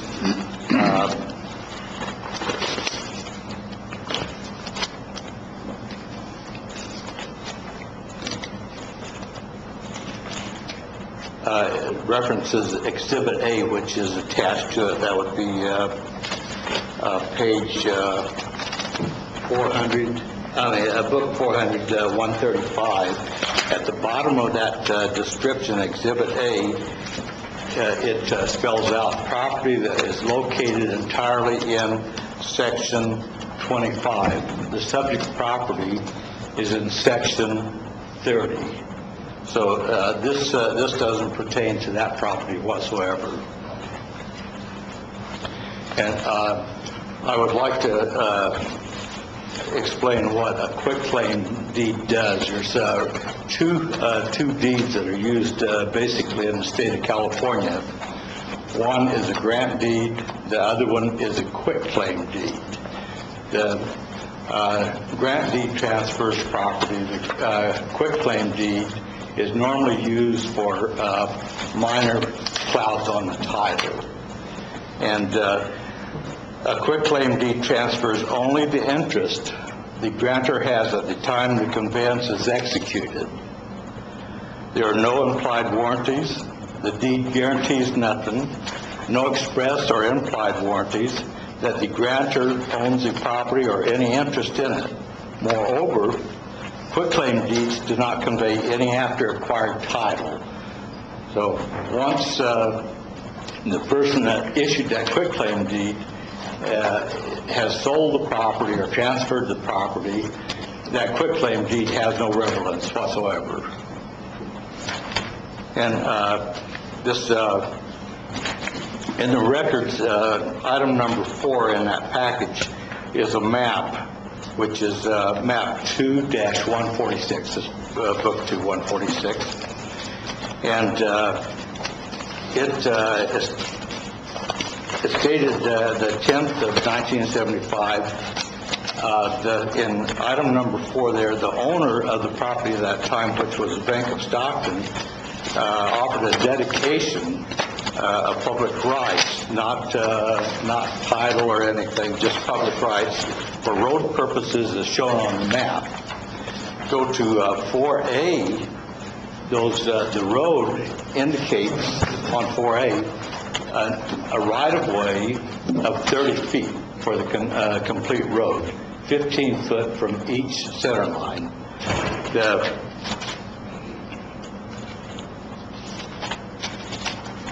The county back up, their first thing on the status of the road claimed fee title to 50 foot So that disputes what the claim was right away on page number 1. The next thing that was offered was the county's authority to require dedication. Well, and they referenced Government Code Section 66475. That pertains to easements, public service easements and such inside of the subdivision. It doesn't pertain to nothing outside of the subdivision.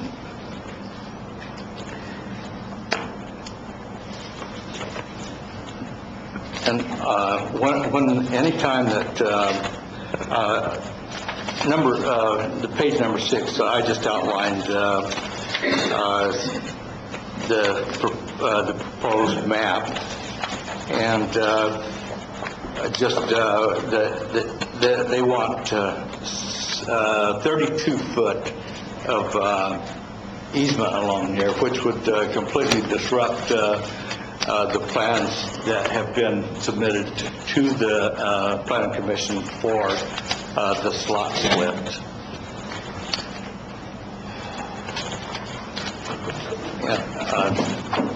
Another thing that during that meeting,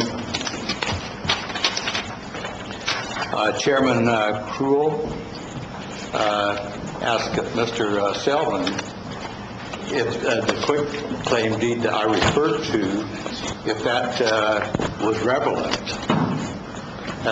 That's on page 3 of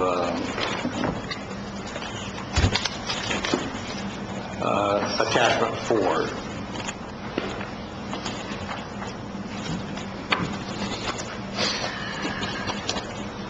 Mr. Selvin stated that the current dedication requirements sets all previous actions aside and requires the applicant to provide an easement of his land based on the current application. Well, whenever you put that as a condition, that is a taken, and it's a forced dedication. Anytime that there's a taken or forced dedication, the first thing that has to be done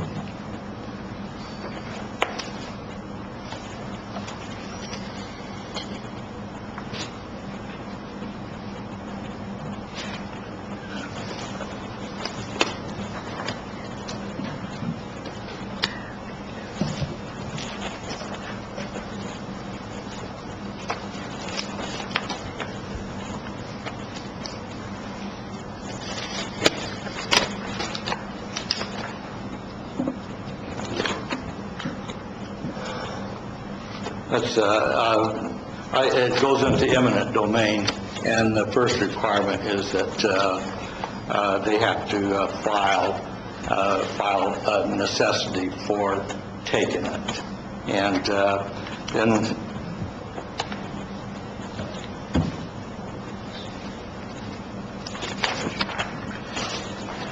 I'm sorry, I had this labeled, and my labels apparently are not good enough for me to follow.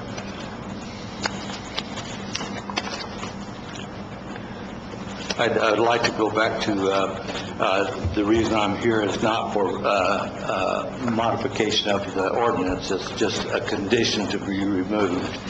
And I would like to go to the legal background on that.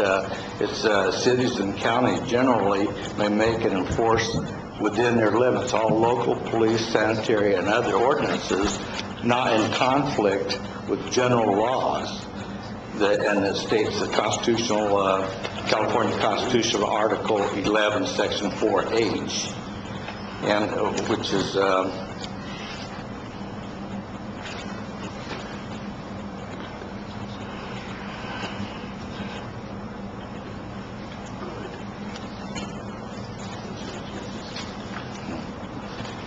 And ordinances must not conflict with the Constitution or statutes of California or the United States government, Code Section 37100. And as I said, whenever they require that as a condition, that is the California Constitution, Article 1, Section 19, is government actions that effectuates a permanent physical invasion of property, no matter how slight, constitutes a taking. And that they refer you to the appellate court, Guymar versus City and County of San Francisco, Appellate District 1, District 2001, 109 California Reporter, second edition, 233. Another one that says this is in the Constitution, the California Constitution, is government is not automatically excused from liability under the taking claim simply because it acts in pursuit of an important public taking or an important public purpose. That again just strengthens my intention of whenever they take, they have to go through the eminent domain procedure. Mr. French, can I have a question? You're talking about the difference between the 50 foot and the 64 feet, correct? No, I'm talking about the difference between 15 feet, which is... Oh, I'm 15, so it'd be 15, it would be 17 feet. Okay, from the center of Hogan Dam Road. No. 30 and 50. Because it's 30 feet from, well, no, what is it? There's, according to the documents here, correct me if I'm wrong, Mr. French or Mr. Selman, there exists a 50-foot right-of-way at this time for Hogan Dam Road. And what is being required is the dedication to take us out to Template D, which is a 64-foot right-of-way, which is a difference of 14 feet, which means that Mr. French is being asked to dedicate 7 feet on his side of the road. Substantially, that is, substantially that is a correct statement, but, and this kind of goes to the heart of the discussion, the county is not trying to make that distinction. We don't know exactly, and until everything is surveyed, what the exact acreage or square foot or distances are going to be, and they are going to vary depending upon the terrain of this property. Right, and that's because you have the roadway as it is constructed now correctly may not have as its center point the center of the actual 50-foot right-of-way, so there may be some variance there. There could be variance either way, and the terrain may vary. That's why the county always tries to use a uniform width plus the slope easements, and then the dedication requirement is through the extremities the property owns. Obviously, if they don't own any of it, they don't have to dedicate any of it. If they own all of it up to half, they would have to dedicate whatever is there. But basically what the county is after here, and what the road ordinance requires is for a minor collector, is a 64-foot right-of-way. That's correct. There is somewhere in there, perhaps to yet be defined specifically by the survey, there exists a 50-foot right-of-way now.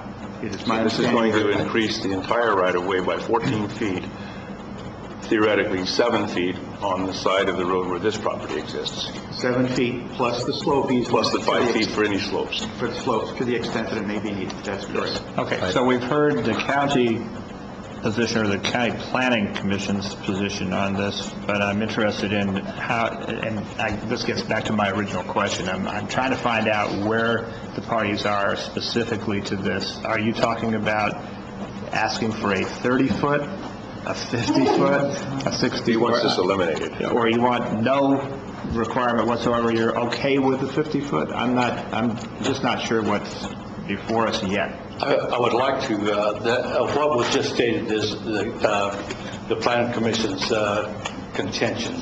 I would like to refer back to the parcel map 2-146 on the second page of that. Well, first of all, I'd like to stay on the first page of it.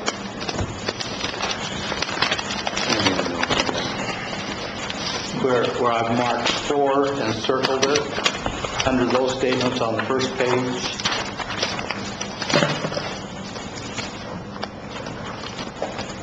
The owner at the time, which was Bank of Stockton, offered for dedication a right-of-way. That's item number 4. 4A, when... Excuse me, Mr. French, I'm lost about which document you're in. On the map. You're talking about the large map? It's in the first package that was numbered from 1 to 8. Okay. Yeah, okay, well, okay, thank you.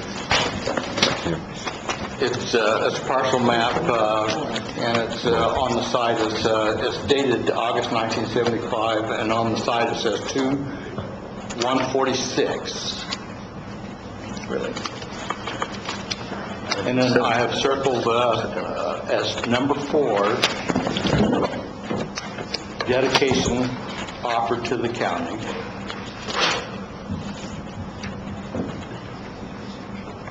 No, he's in the document. You're not on the map itself, are you? Yes. And which map is that? This one.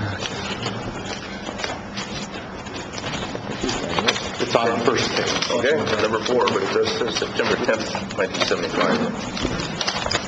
Very well. Okay. That was offered for dedication. Go over to the right-hand side of the map is 4A. Yes. That the county rejected all offers of dedication and so forth. Yeah. That's at 4A. Go to page number 2, and in section 30, which is the top, and you got the curved road, which is Hogan Dam Road. At each end of that, it shows that there's a 30-foot easement, complete 30-foot easement on Hogan Dam Road. I believe that I highlighted it at both ends, where it says 30 foot. That's a totally, this was recorded, and it's the last document, and it's supported by a title of insurance, which I'm sure that each of you have on your property. And they're pretty thorough in their investigation of the records. But so what the county owns actually there is nothing. They don't own the land underneath the road. They don't own the surface of the road. I'm not here to take away a right of way. All I want is the road to stay in its permanent the way that it is right now today, because my plans for my property is predicated on what my map shows, that they have, from the center of Hogan Dam Road, they have 15 foot. There's 10 foot of pavement from the center. There's 5 foot for the drainage ditch. From that, my slope will start. And from that, then each of the parcels is a net 1/2 acre. They don't include any common areas or anything of that type, which I know that you can include to satisfy the qualifications for RR 1/2. But I wanted it 1/2 because this slope is going to be landscaped, and we as homeowners are going to provide the money for that landscaping and for the maintenance of it. And if that is dedicated to the county, then we have to get an encroachment permit, pay for the encroachment permit, pay each time that whatever the requirements are, and we maintain it, we water it, and so on and so forth. And yet we are paying a fee to the county for encroachment permit. I can't enforce the homeowners to maintain that landscaped area unless it is a common area. Might I dare to ask the question, coming from District 2, this is always something that I hesitate to venture into, but if the county doesn't own this road or we're not responsible for it, who is? Well, Mr. Chairman, there is a dispute as to whether or not the county owns the road. The county surveyor indicates that subsequent documents show the county, in fact, does own the road, and that's really not part of the whole discussion. The real discussion is whether or not the county's requirement for provision of right-of-way on a county road to allow for the expansion of the use of the road as we have required on every other subdivision should also be applied to this land division. And it has been the county's general plan and county ordinances that have required that where development is proposed, that the property owners provide that infrastructure necessary to support the development, which in this case includes both public and the internal service road. There is a clear need for the county to have sufficient right-of-way to support Hogan Dam Road. If we don't own the right-of-way all the way up to the top of the cut banks, we need to have the right to go in there and maintain that in order to protect the public health, safety, and general welfare should anything happen along the road. And the applicant is asking that your board overturn the county's requirement to provide that right-of-way.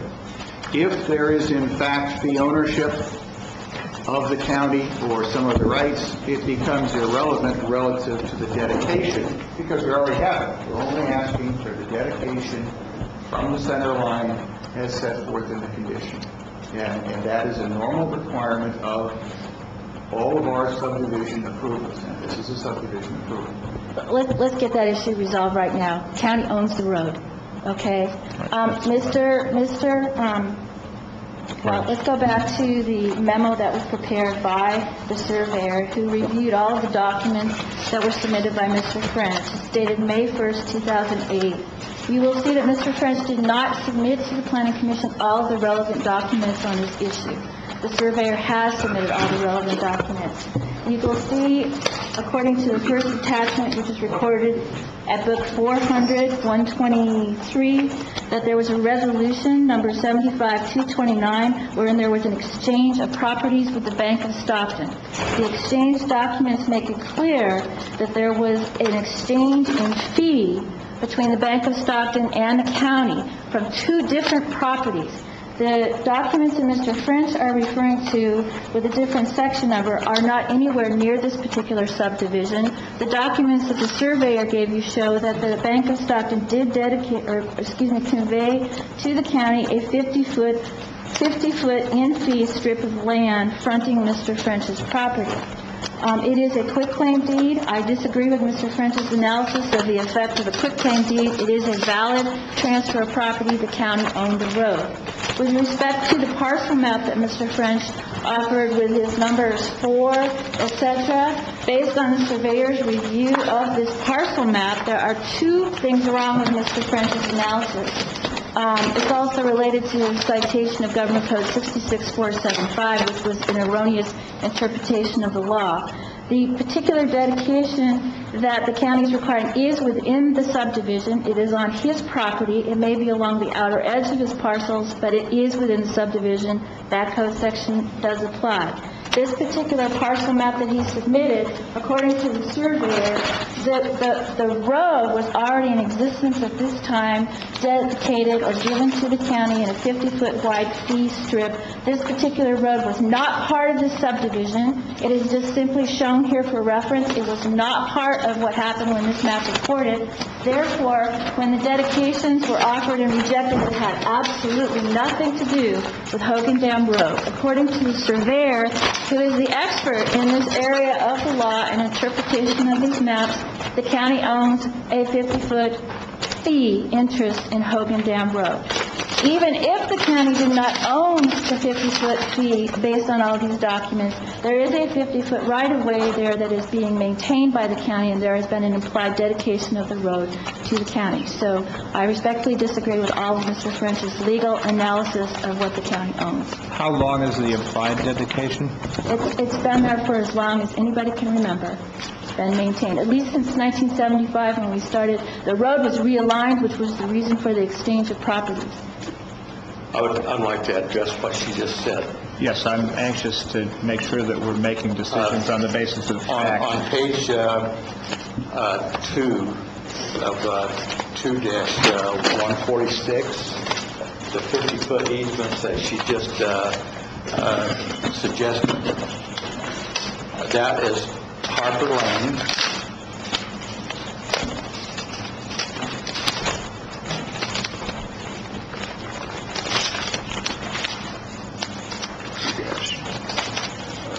It's at the edge of parcel number 7, which shows parcel number 7 on the map.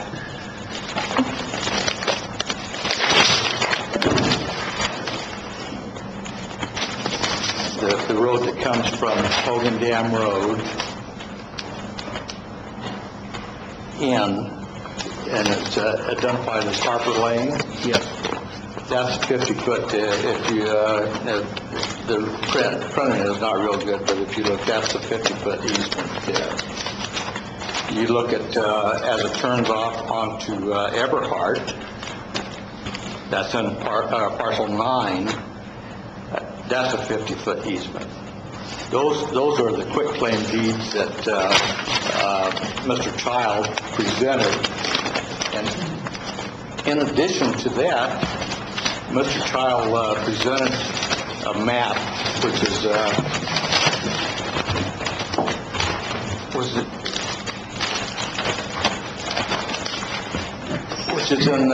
in your first portion, that and it goes back to and it's identified as page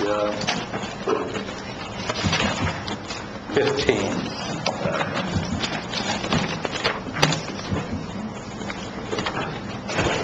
Okay, hold on. Page 15. And that is in book 9, page 188A. And the date on that is 1998.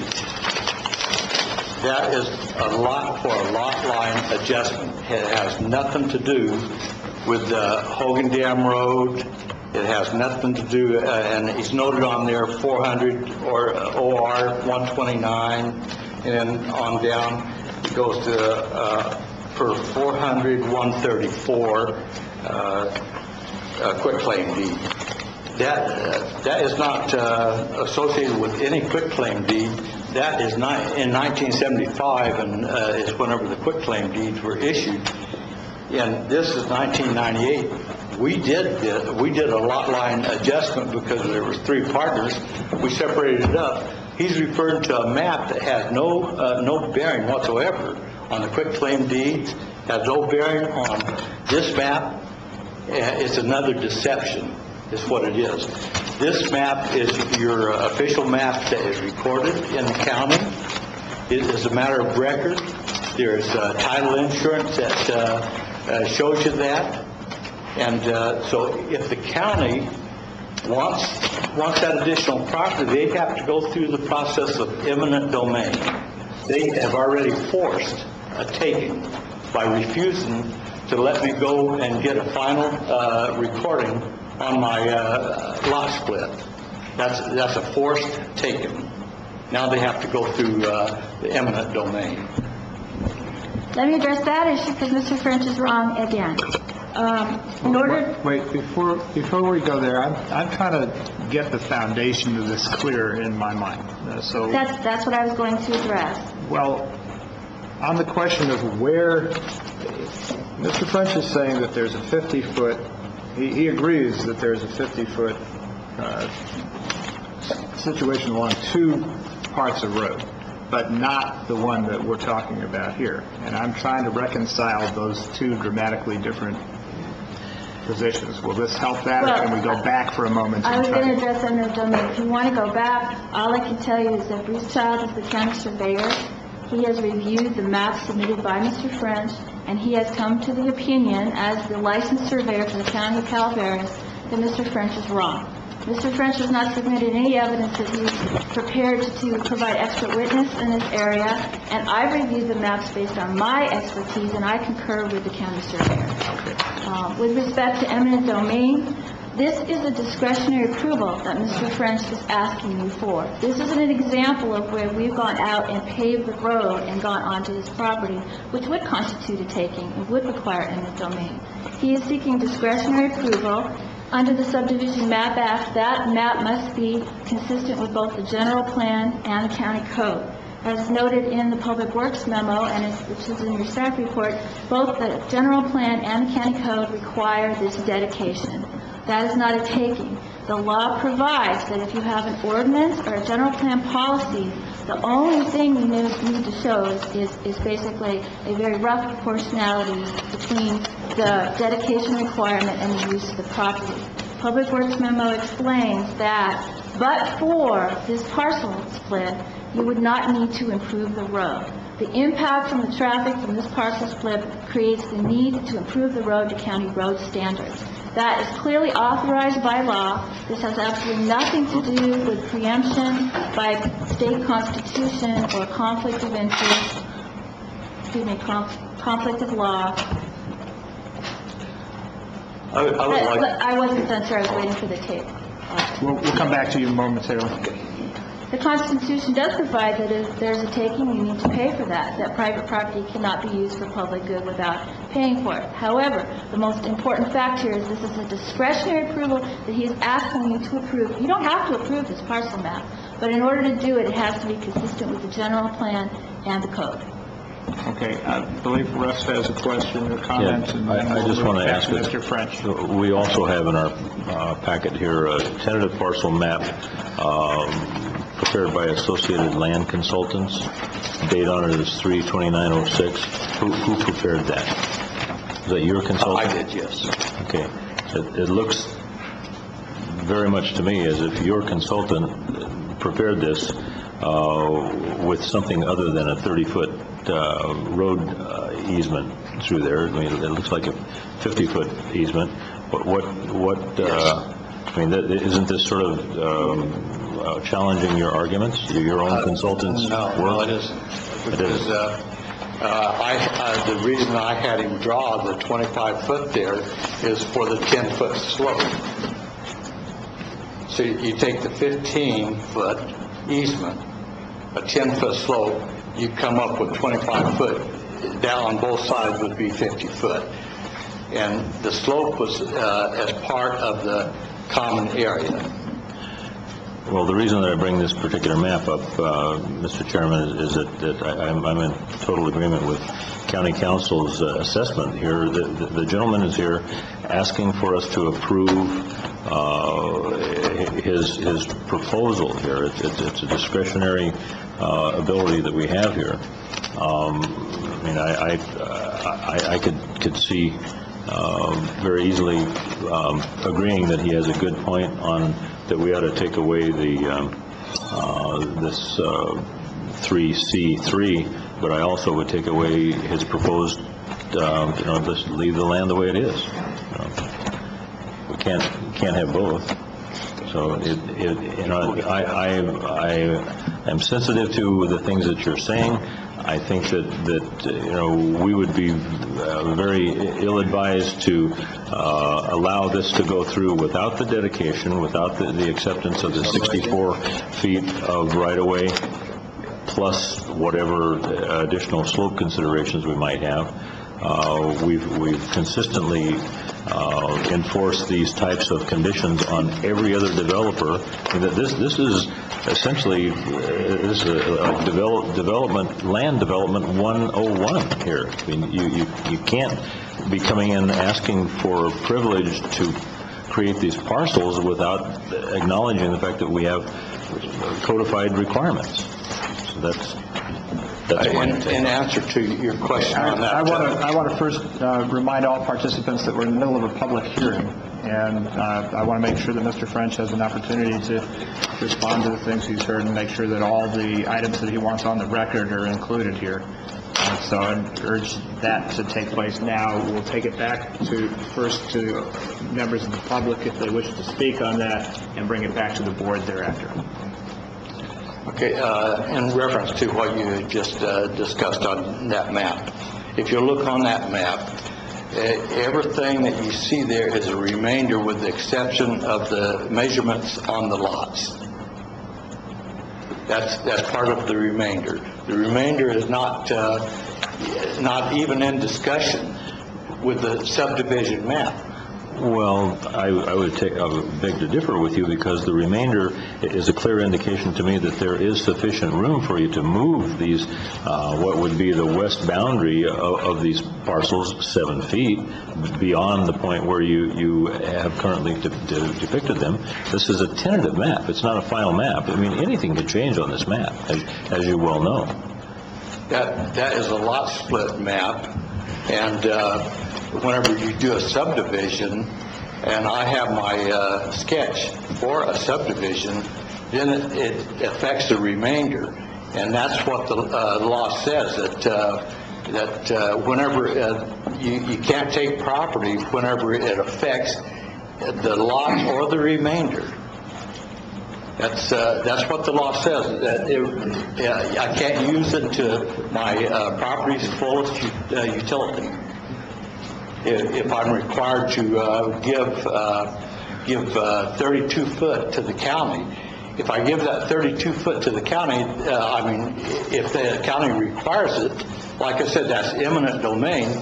They pay for it, and they pay for damages to the remainder. Okay, is there anything else you'd like to, any other points you wish to make in your statement, and then we'll open it up to... I want to go right back to this, to the first page, Mr. Child's letter. Yes. And council has just mentioned how definite he is on ownership of that property. In the last paragraph, in the first section of his letter, if these grants didn't take place, the county would still have a public right of way based on continued public funded maintenance over a period of 5 years, Section 1009 of the California State Civil Code. Okay, he's questioning the maps himself, whether the county has ownership or that or not. Generally, in your chain of title, this would be the last map that is recorded. That would be your official map. And it shows a 30-foot easement of Hogan Dam Road, 15 foot on each side. That's your official map. Any other map or any other grant deed, or not grant deed, quitclaim deed that is presented, once it changed ownership, that is gone. The quitclaim deeds are gone. In response to that, I did speak with Bruce regarding this issue, and that's not the intent, and I don't think you can even read that intent from the second sentence. He was trying to explain to the planning department and to the board that even if we didn't own it in fee, not that we don't, even if we didn't, we still have a right-of-way based on a flag dedication. It's an even stronger argument. And again, with respect to the map that Mr. French refers to, according to the surveyor, that road is not part of that map. It was only shown as an identification of the road. It did not create anything. And that's based on Bruce's statements to me. Okay. There's only one more thing I have to say, and I would like to refer you to on this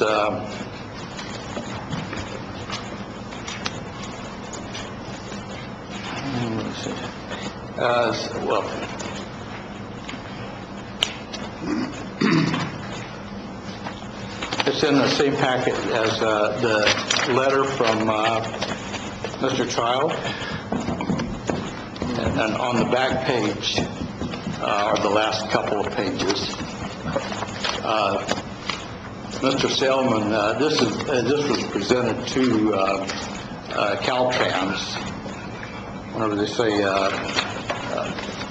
it was presented to them in August of 2006, and Mr. Sailman went back for another attempt to get them to say something about the traffic on Hogan Dam Road. They came back with a study. Well, they actually didn't do a restudy. They said that they had already did a restudy, and their comment was that there was no that the traffic didn't exceed. Here it is. This proposed development may not create a major impact on state facilities when considered by itself, but whenever it's considered with other property that is being developed, that may cause a problem as far as traffic is concerned. Then in the planning department's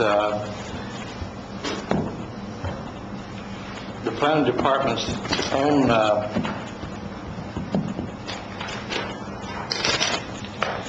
study, Caltrans says it wouldn't cause a traffic problem. In their own study, they show that this was transportation traffic. Would the project cause an increase in traffic which is substantial in relationship to the traffic load? And they've marked over here, less than significant. Go on down. Would the project exceed either individual or cumulative a level of service standards established by the county?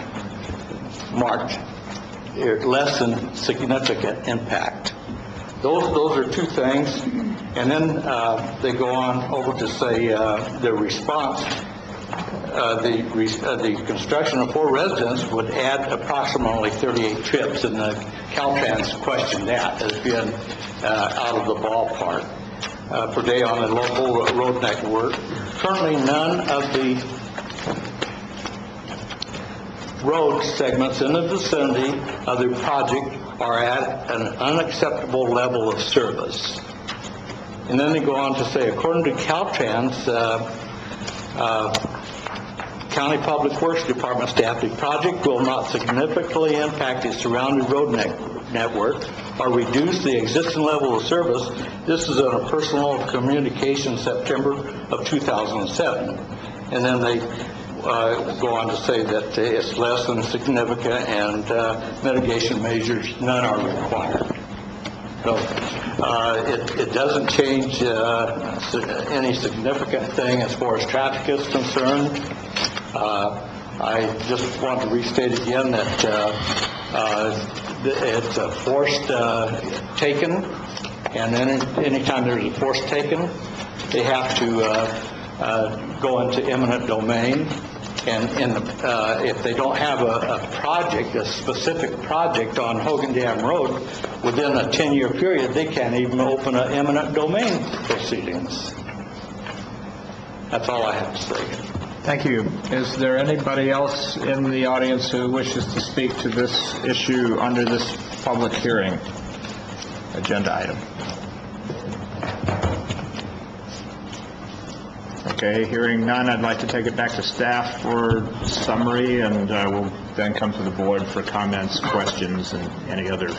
Well, first of all, to respond to the Caltrans, Caltrans comments are based solely on Caltrans roads. This is a county road, so those comments are irrelevant to that particular issue.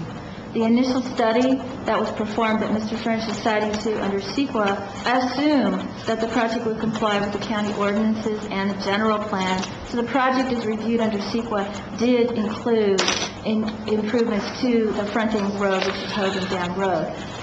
With respect to the remainder, I'd just like to point out that one of the issues that Mr. French apparently either doesn't understand or has forgotten is that in his application, he actually stated that he intended to develop the remainder in the future. He has repeatedly made that statement several times during the Planning Commission hearing. He has also made that statement in his request for a modification. The Planning Commission raised serious concerns about the scope of this environmental document based on his intent to further subdivide the remainder.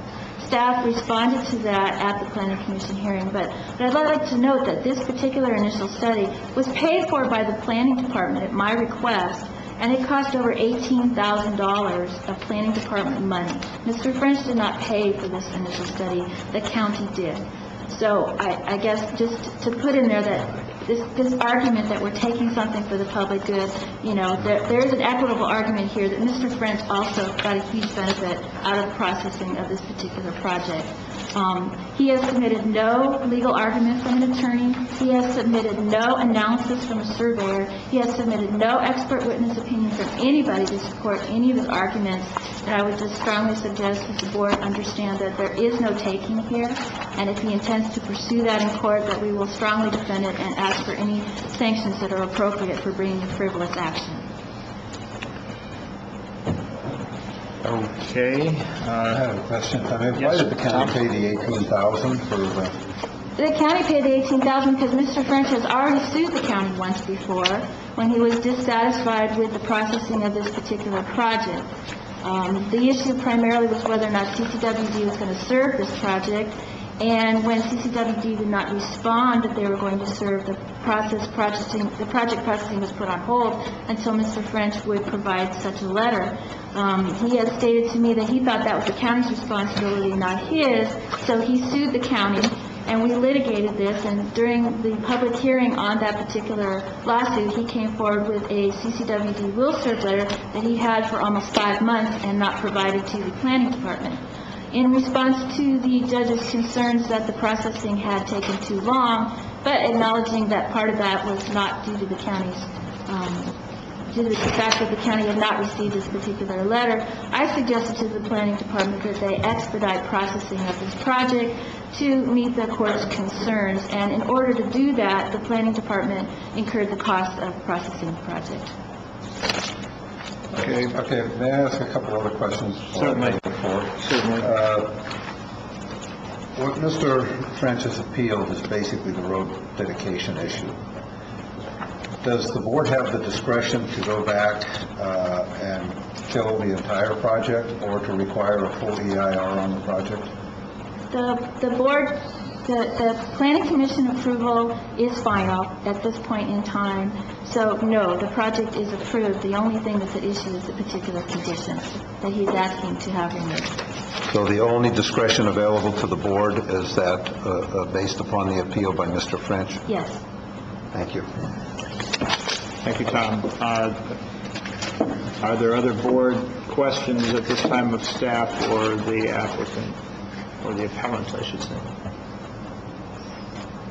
Sir, may I respond to this gentleman's question? Actually, we did close the public hearing. I brought it back to the board for first questions and then comments. You would come back if there was a question from the board of you on that. Okay, if there are no further questions of either the appellant or the staff, I'll open it to board comments at this time. Would the supervisor whose district this occurs in like to weigh in? Yes. With all due respect, Mr. French, I have to tell you that I strongly find in favor of the county here, and my vote would be to deny your appeal, and I'll tell you why. This subdivision or lot split or whatever you choose to call it is not untypical, and the county has long had these ordinances and general plan requirements in place. And your action down there, your project, is not being treated any differently than any other project.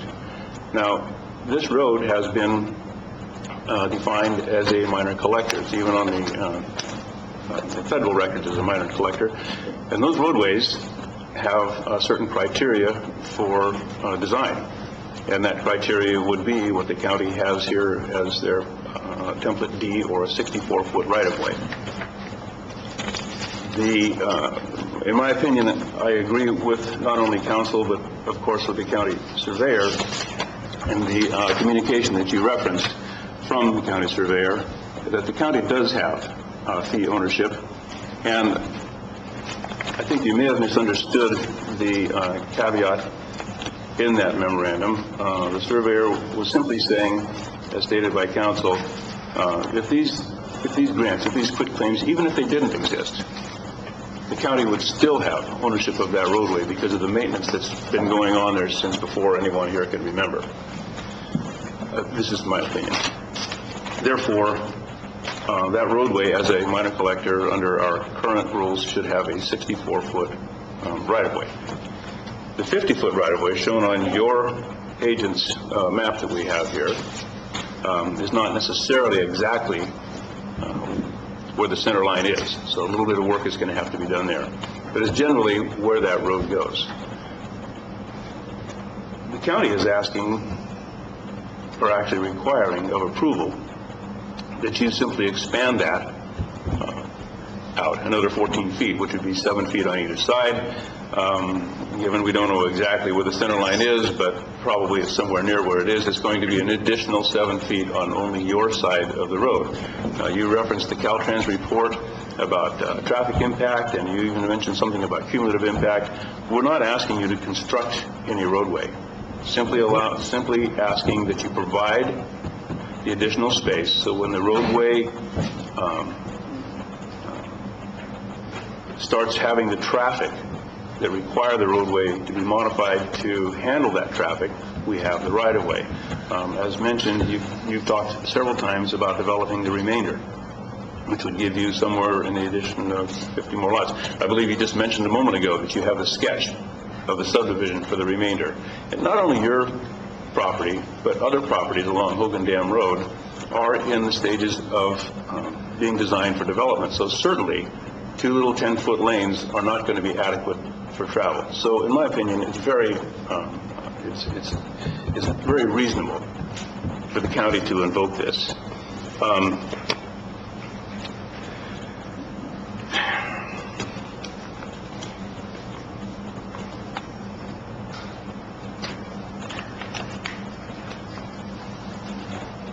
As stated by council, this is a discretionary project. They don't have to approve it. They approved it with this roadway modification.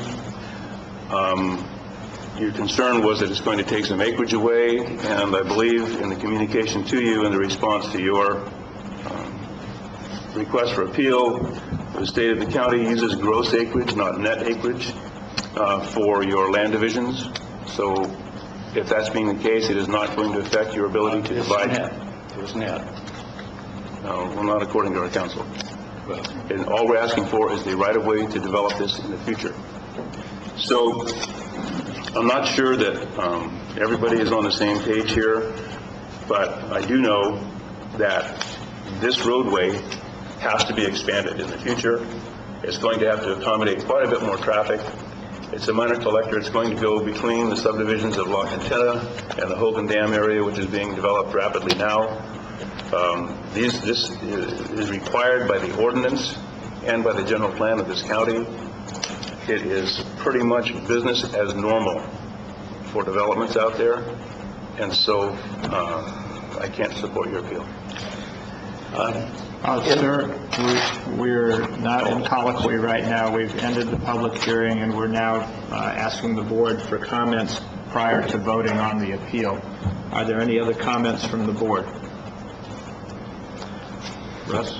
Well, it looks very much to me like that this is, what we have in front of us is a 56-lot subdivision, 4 of which are being asked to fast-track ahead of the others. So clearly the conditions, all of them are appropriate, and I will vote for denial of the appeal. Any other comments? All right. I would at this point entertain a motion from... I will move to deny the appeal. Second. We would like to add a little bit to the resolution denying the appeal. Yes. Give us a moment. Do you want a quick recess? Okay. Yes, Take a recess. let's take a 5-minute recess to make sure we're clear on what's being voted upon. Yeah. Correct. The recommendation is to pass a motion authorizing the chair to sign an amended resolution to deny the appeal of the Planning Commission's approval of Project 2005-082, tentative parcel map for Billy and Anita French. The resolution is amended on page 2 of the resolution. The second full whereas should read as follows. Whereas on the basis of the whole record, including the staff report, Planning Commission Resolution 2008-025, with findings and conditions of approval dated April 17, 2008, and new evidence and comments received, the Board of Supervisors of the County of Calaveras finds that, 1, Hogan Dam Road is a 50-foot wide fee road owned by the county.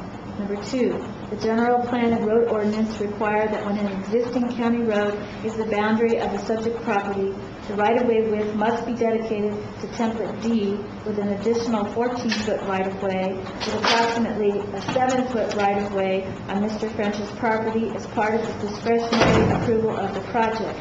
Number 3, the CEQA review of the project included the dedication in the project description for purposes of determining significant impact. Number 4, the project impacts have a nexus to the need for the dedication. Number 5, Mr. French submitted no evidence to support his arguments other than his opinion, and the board finds that the county surveyor's memo is an accurate statement of the status of Hogan Dam Road. And number 6, there is not substantial evidence in the public record to overrule and reverse the Planning Commission action on this project. So moved. Second. All right, there's a motion and a second. Any discussion? Those in favor? Aye. Opposed? Passes on a 5-0 vote.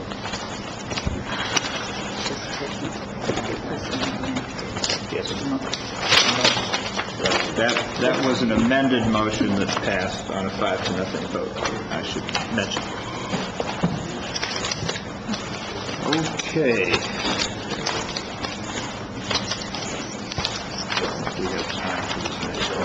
We're going to fill that out? No, I can't. I have to leave. All right.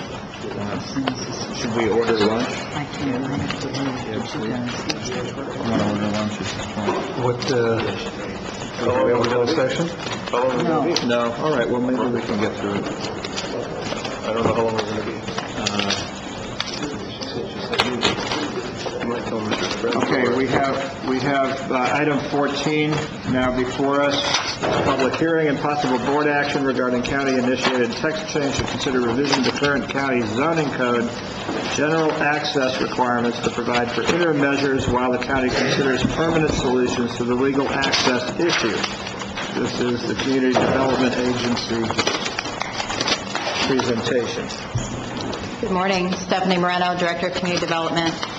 As you recall, the Board of Supervisors adopted a resolution of intention to amend Title 17 to consider revisions to the current county zoning code relative to general access requirements in order to provide for interim measures while the county considers permanent solutions to the legal access issue.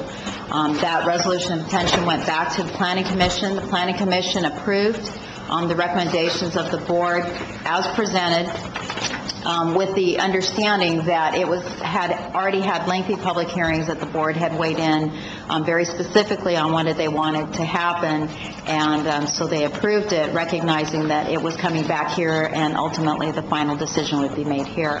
They did have additional recommendation, however. They recommended that the sunset provision be removed from the proposal. So it is back here in the same form as when it left you, with an additional recommendation that the sunset provision be removed. At the public hearing, there were several speakers, again, talking about the county's position on this issue. I believe they're in the audience today, and will probably want to bring up additional information into the record. Some of this information is included in your packet already. It was presented at the Planning Commission, basically relative to information on the general plan. Deputy County Counsel Janice Elliott would be able to answer any of the legal issues relative to the general plan, and Bob Selman, Planning Director, can address other issues relative to the general plan, issues that are raised by the public members. Okay. Relative to the committee that was directed to be formed, we finally last week filled every position with people that are interested in participating, and we hope to convene in the next 2 weeks to begin discussions on the interim measures. I don't know if the board wanted to approve the actual people that have put forth their names, or if you would like us to just begin work. I can go over them with you if you'd like. I believe we, correct me if I'm wrong, but I think that we delegated this to the department to complete. And that action's already been taken. Anybody remember it differently? All right. I would like notification of who's on the... I have a copy here if you'd like. Okay. Yeah, we can pass that down.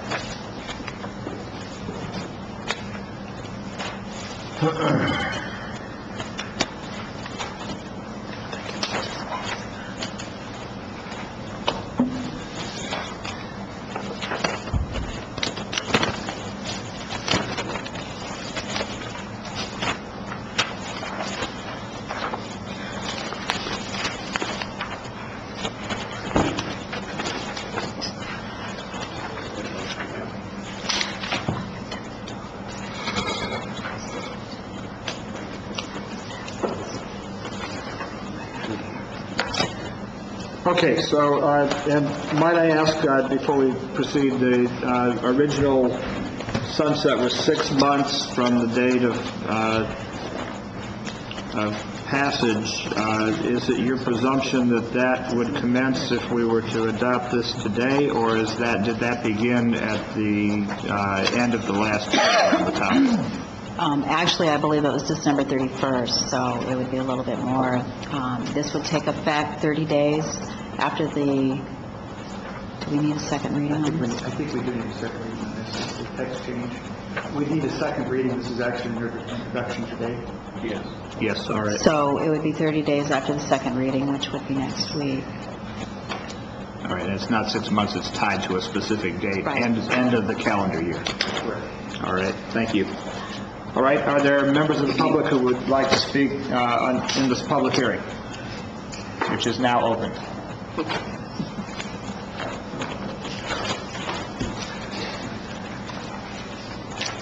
Joe Kelly. Very much concerned about this. I'm very much concerned about what the Planning Commission made a recommendation to throw out the sunset clause. Personally, I think in that concept that maybe the Planning Commission should be looked at, and perhaps the seats filled with other people that are more concerned with the law rather than maybe what they're hearing of emotional distress by subjects coming before them. It's rather interesting that today this item comes after the last item, where all we heard was consistent and conformity, general plan, ordinances, codes, and CEQA. So where is this within the realm of government codes, general plan, CEQA, codified requirements? The real thing in this thing, and this is, as you can see, I'm going to be a member of the board, since I hope no one objects, but my concern is this. Who created these illegal accesses? How were they created, and why were they created? Before you start into something, you need to know the basis of it, where it came from, to be able to get to the other end of a solution. I would also like to see out of this meeting today that something be done in the interim, since it looks like permits are going to be allowed to be done, grading is going to be allowed to be done, that it puts in there that a creep is not able to happen on these illegal access roads. In other words, they are set, one is set at a 10 foot. It cannot be all of a sudden expanded to 12 foot and be set, or 18 feet, to be able to meet CDF or county fires, the different county fires, requirements. Because then we also need to look at the definitions of a driveway and a road when it pertains to this item. If we don't have that in this, you're then taking from the people who, the underlying landowner, for the benefit of the people behind. That's not right. You need to figure out, Neil also needs to figure out a way how to solve it and how to make the person, the underlying property owner, whole again. And if not whole again, then there has to be some mechanism to meet your county codes, general plan, and CEQA. Mr. Kelly, I hope you just keep an open mind when you're on this committee. Oh, yes, ma'am, I am. And I will tell you. I'm really trying to listen to what you're saying, and I'm wondering, what is it you're saying about what we're supposed to vote on today? I'm really not clear. Well, because I haven't seen the agenda for today, because if you try to go on to the website of the county, you might wind up going on to get the information, and it'll be 600 pages, and on a wire type computer, it'll take you forever. So well, we've I haven't read 600 pages, so... Well, but we... Yes, you have. We also said that we would be separating these out. I'm wondering whether that has not happened. But what I'm saying is the issue here is a changing or an interim changing of a code, an ordinance. Correct. Okay. I'm also asked, as I asked before, how is the conformity and the consistency with the other codes that are respective of the county ordinances? And you have two, road ordinance and fire ordinance. That's what your committee is going to be dealing. We understand that. We have Title 16, we have Title 17, and we have the general plan. That's what your committee is going to be dealing with. Yes. And that's why you're on it. And I'm addressing to you, I'm on it because I volunteered. That's why I did it. And yes, I am with an open mind.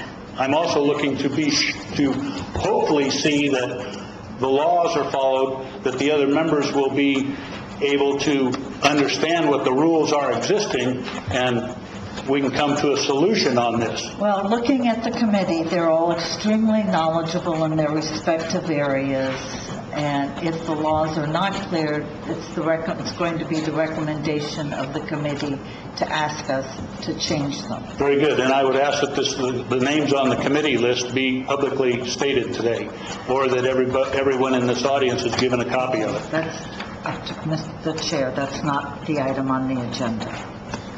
I would certainly expect this to be properly posted should we proceed today. I wasn't sure if the board wanted to approve these and if it could be done in today's context, so I didn't want to release it. I'll restate my position on it, and I don't think there were any objections from... I have some more copies.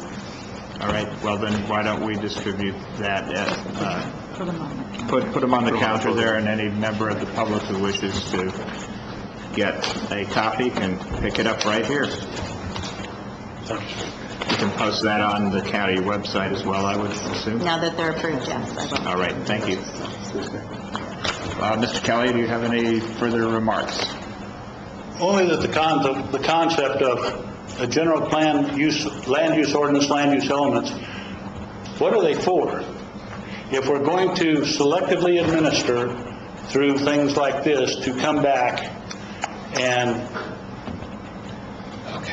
put an interim in there for the benefit of someone to be able to do something because their property somehow was created through an illegal access. They may have had legal lot through a map, but somewhere along the line, the concept of access was lost, whether it had been 30 years ago or 2 weeks ago. So this is a whole process that needs to be, and maybe it needs to be addressed by this board also to give a little direction in that respect. Thank you. Okay. This note I'm passing is just a note saying it looks like we're going to work through lunch, and that's the decision of the board. We're not going to eat. We're going to just continue. Yes, is that? I'm eating. Yeah, we're just going to go hypoglycemic and see what happens next. We'll be done. We're not. We're working through. Yeah, we're going to work through lunch. We're not going to order up lunch? No. At the end. We're going to be out of here. No, we're going to be out of No, we're not. Are you kidding? Well, one moment, please. We'll interrupt this public hearing to make a decision about whether you want to see your board with or without food. Let's just keep going, please, Mr. What time do you have to leave? What time do you have to work? As soon as this is over. Okay, all right, we're going to work through. Okay. It was a nice idea. All right, Bill. Thank you. Bill Schmidt from Mountain Ridge. The only thing I'd like, this is apparently, this committee is Brown Act governed, and so I'm hoping that those of us that aren't members of it get adequate notice so that we can make time to attend these meetings, and hopefully we've had the opportunity to address. Let's check with council and make sure it's Brown Act covered. I believe it's intended to be so, but I'd like to... We're planning on running it that way. All right, so at least 72 hours notice. It'll certainly be posted on the website as soon as possible. I wouldn't want to wait till the minimum. And if there are interested parties that wish to make themselves known, we can give direct notice via, electronically or any other way you so designate. Or maybe not. Don't make those promises, please. We can do an email distribution list, but it would be difficult for us to do an entire mailing list, but we could do email. Okay, what I would assume is if there's a member or of the public without electronic capabilities, that they could make separate arrangements. I don't want anybody left out. We would be posting these at the libraries and at the other place, same as with the Planning Commission. So. All right, thank you. And then the only other thing is, it was kind of interesting with the general plan, specifically the way this problem came up was about a permit. This was about permits to start with. And since our general plan does specifically address a single-family residence shall be permitted on any legally created lot, that governs the zoning code, and I hope that our committee holds these things, remembers this sort of thing. Thanks. Thank you, Bill. Other comments from the public on this topic?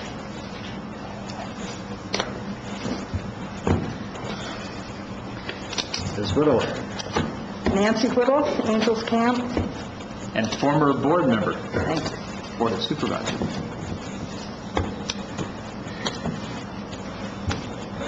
A lady from San Andres at your last meeting brought up, which I never even thought to look at, the general plan. So I went back and looked at it. The general plan, as I understand it, governs all our zoning codes. In the general plan, I think you have it in your packet because I gave this to the Planning Commission. Land use, page 2-20, goal 215, the goal is to protect the reasonable use of property in the county. The policy is to allow the construction of one single-family residence on each legally created parcel capable of supporting such use. Then it goes on. It references in another part of the general plan.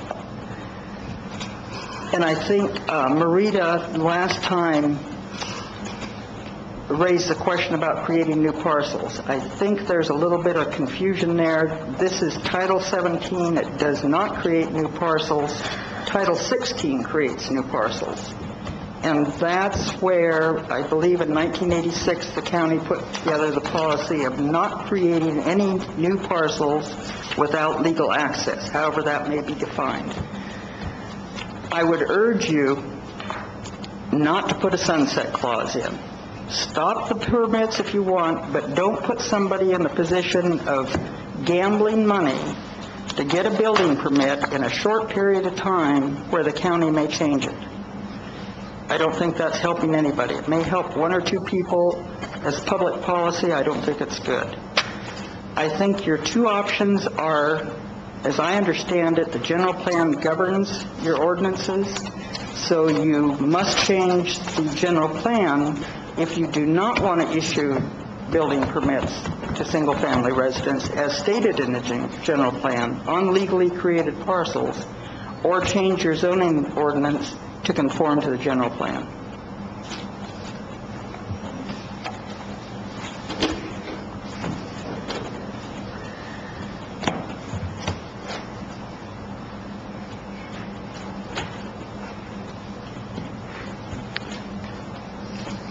Good morning. I'm Al Segala, speaking on my own behalf. we may not need a committee. All we need to do is drop one word in the zoning code, which says legal, because that's what this dispute is all over, is what's the legal access. Having a committee try to figure out what would be legal in all the thousands of different possible circumstances in order to codify or set up regulations that would prevent any future dispute is quite a Herculean task, and I'm not quite sure that's going to be accomplished. However, we're suffering under a problem with language. We're using words that convey a false meaning. In the media and in our publications, we're using the word legal access. The issue is legal access. This is what we've been saying. Yet, if the present, there's 4 different kinds of easements, all of them legal. Only 2 of them deeded. And they're all legal access. We're not talking about legal access, we're talking about deeded access. And even more so, the very best access condition would be a deeded surveyed access. A deeded survey access, which happens in all of our subdivisions and most of the parcel maps, works fine. There's no disputes between neighbors. However, most of the property in the county is not in that condition. And slowly, through a process of neighbors working together and through other parts of law, incidentally, I don't think it's the Board of Supervisors' responsibility to control everything in the county. There's other parts of government that are doing their job.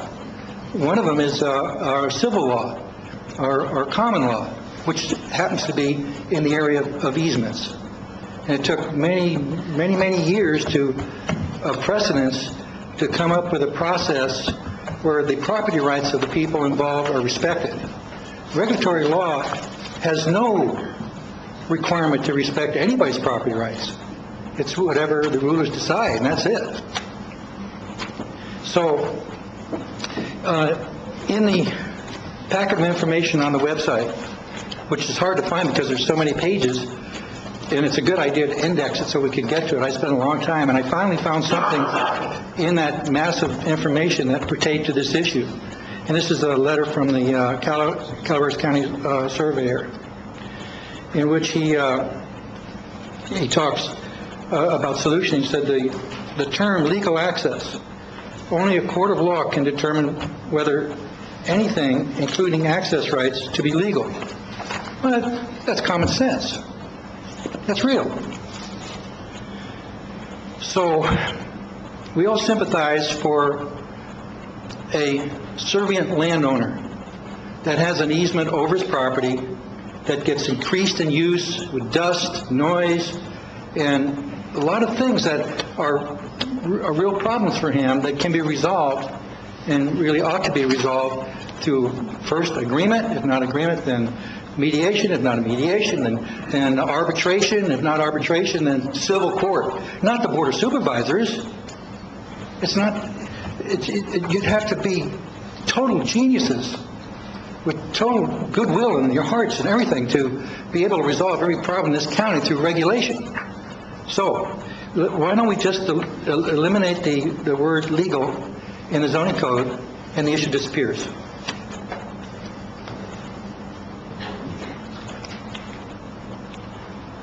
Thank you. Any other member of the public wish to bring forth information in this public hearing?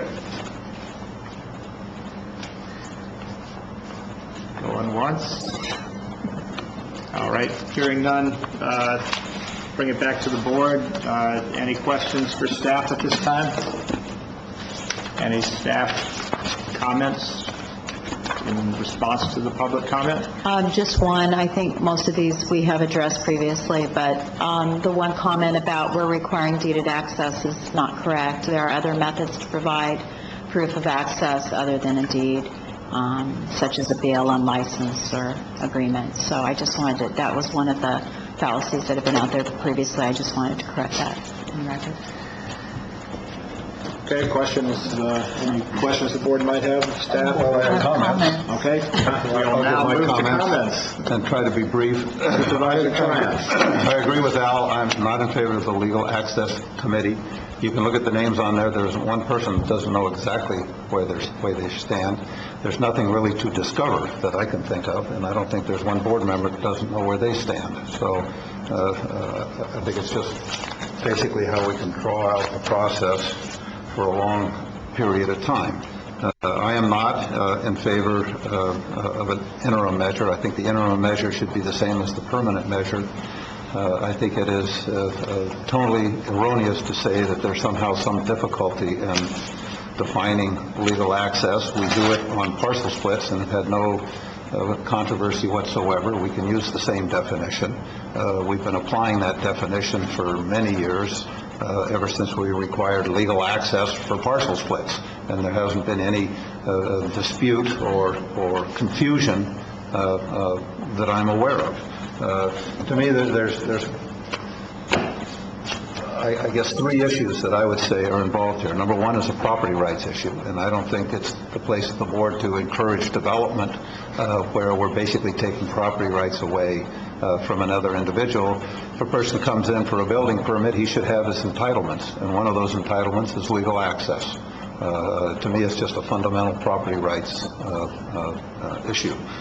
Secondly, what we're doing in this interim measure, and if those giving testimony had their way, it would become a permanent measure. As we're saying, you not only do not need to have legal access, but you don't have to construct that access to the standards of the Department of Public Works for the land use proposed.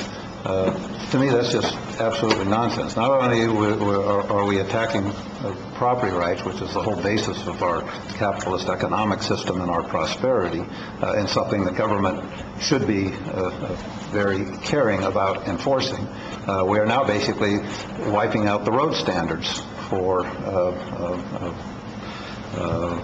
the proposed use. Those road standards we put in place for a very significant public health and safety reason, and we're basically saying, well, no, you don't have to meet the road standards, because quite frankly, you can't meet the road standards if you don't have legal access. You can't go out and widen it and grade it and do all those things if you don't have a right to cross your neighbor's property to get to the county road you're coming off of. So to me, that's just rather appalling. And thirdly is to me, somewhat of an environmental issue and a land use issue. I mean, I've spoken out strongly against rural sprawl and saying that we should do development with all proper infrastructure and emphasize that development within the community centers. Well, one of the great enablers of rural sprawl, one of those enablers is basically not requiring legal access. Just go out and subdivide the land and put in dirt roads, and we don't care whose property you cross to get to it. We'll give you a building permit, and we'll make you do an encroachment maybe when you get to the county road, but we're probably not even going to require that.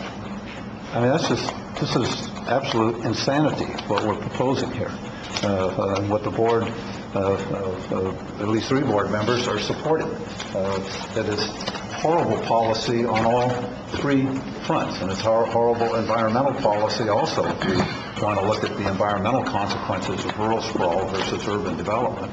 So, and it's strange to me to look out in the audience, and, we have a developer come in with a good development with all the infrastructure, and my God, we got the Sierra Club and every environmentalist in here wanting to extract money or concessions from the developer, and yet we have something that to me has huge environmental impacts. Basically rural sprawl and dirt roads, not built to county standards and in violation of property rights, and we don't have one environmentalist stand up and speak.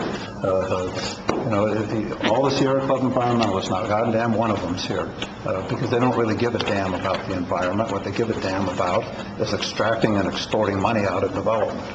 Thank you. Thank you. Would Marina like to follow that? As the longtime environmentalist on the Board of Supervisors, Supervisor Tryon, that your comments were as sometimes over the top or over the top. But in this case, staying focused, Supervisor, on this issue, and to have to say on some of it, Tom and I do agree, the county cannot create legal access. If someone comes in for a building permit, I mean, I'm having troubles in my area just with getting something on a legal parcel, legal access, and a driveway grade. And the confusion that's coming about with that. So I have a contractor, a homeowner, come in for a building permit. We give them the building permit. They go to build their house, and all of a sudden someone comes up and says, you can't cross my property to get to your property.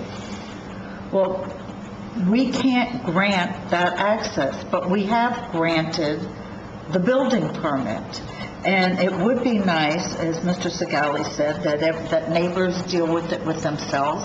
And many of these issues are being created, are occurring between neighbors, and they're resolving the issues. But giving a permit for a primary structure is not giving legal access, nor is that the intent to give legal access. I support the language of remodeling, repairing, replacing, earthwork, fire protection, site grading, and so forth.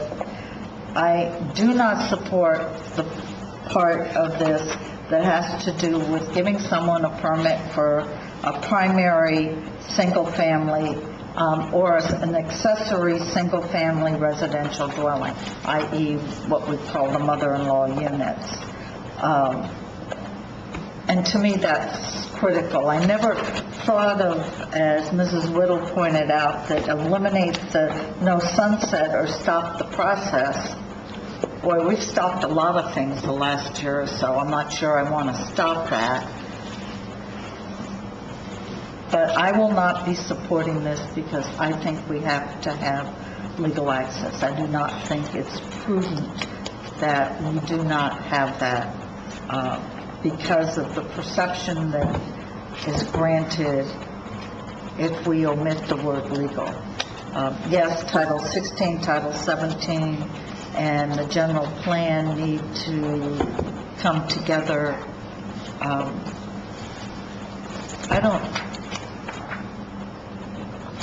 It's like I'm not quite sure where I am on voting for this anymore. I mean, last time I think I did vote to support this with the sunset. It was a 4-1. But I've talked to a lot of people since then, and I'm not comfortable with that any longer. I have no problem with under 17, under B or C or D. I do have a problem with A, and because of that, I will not support this at this time.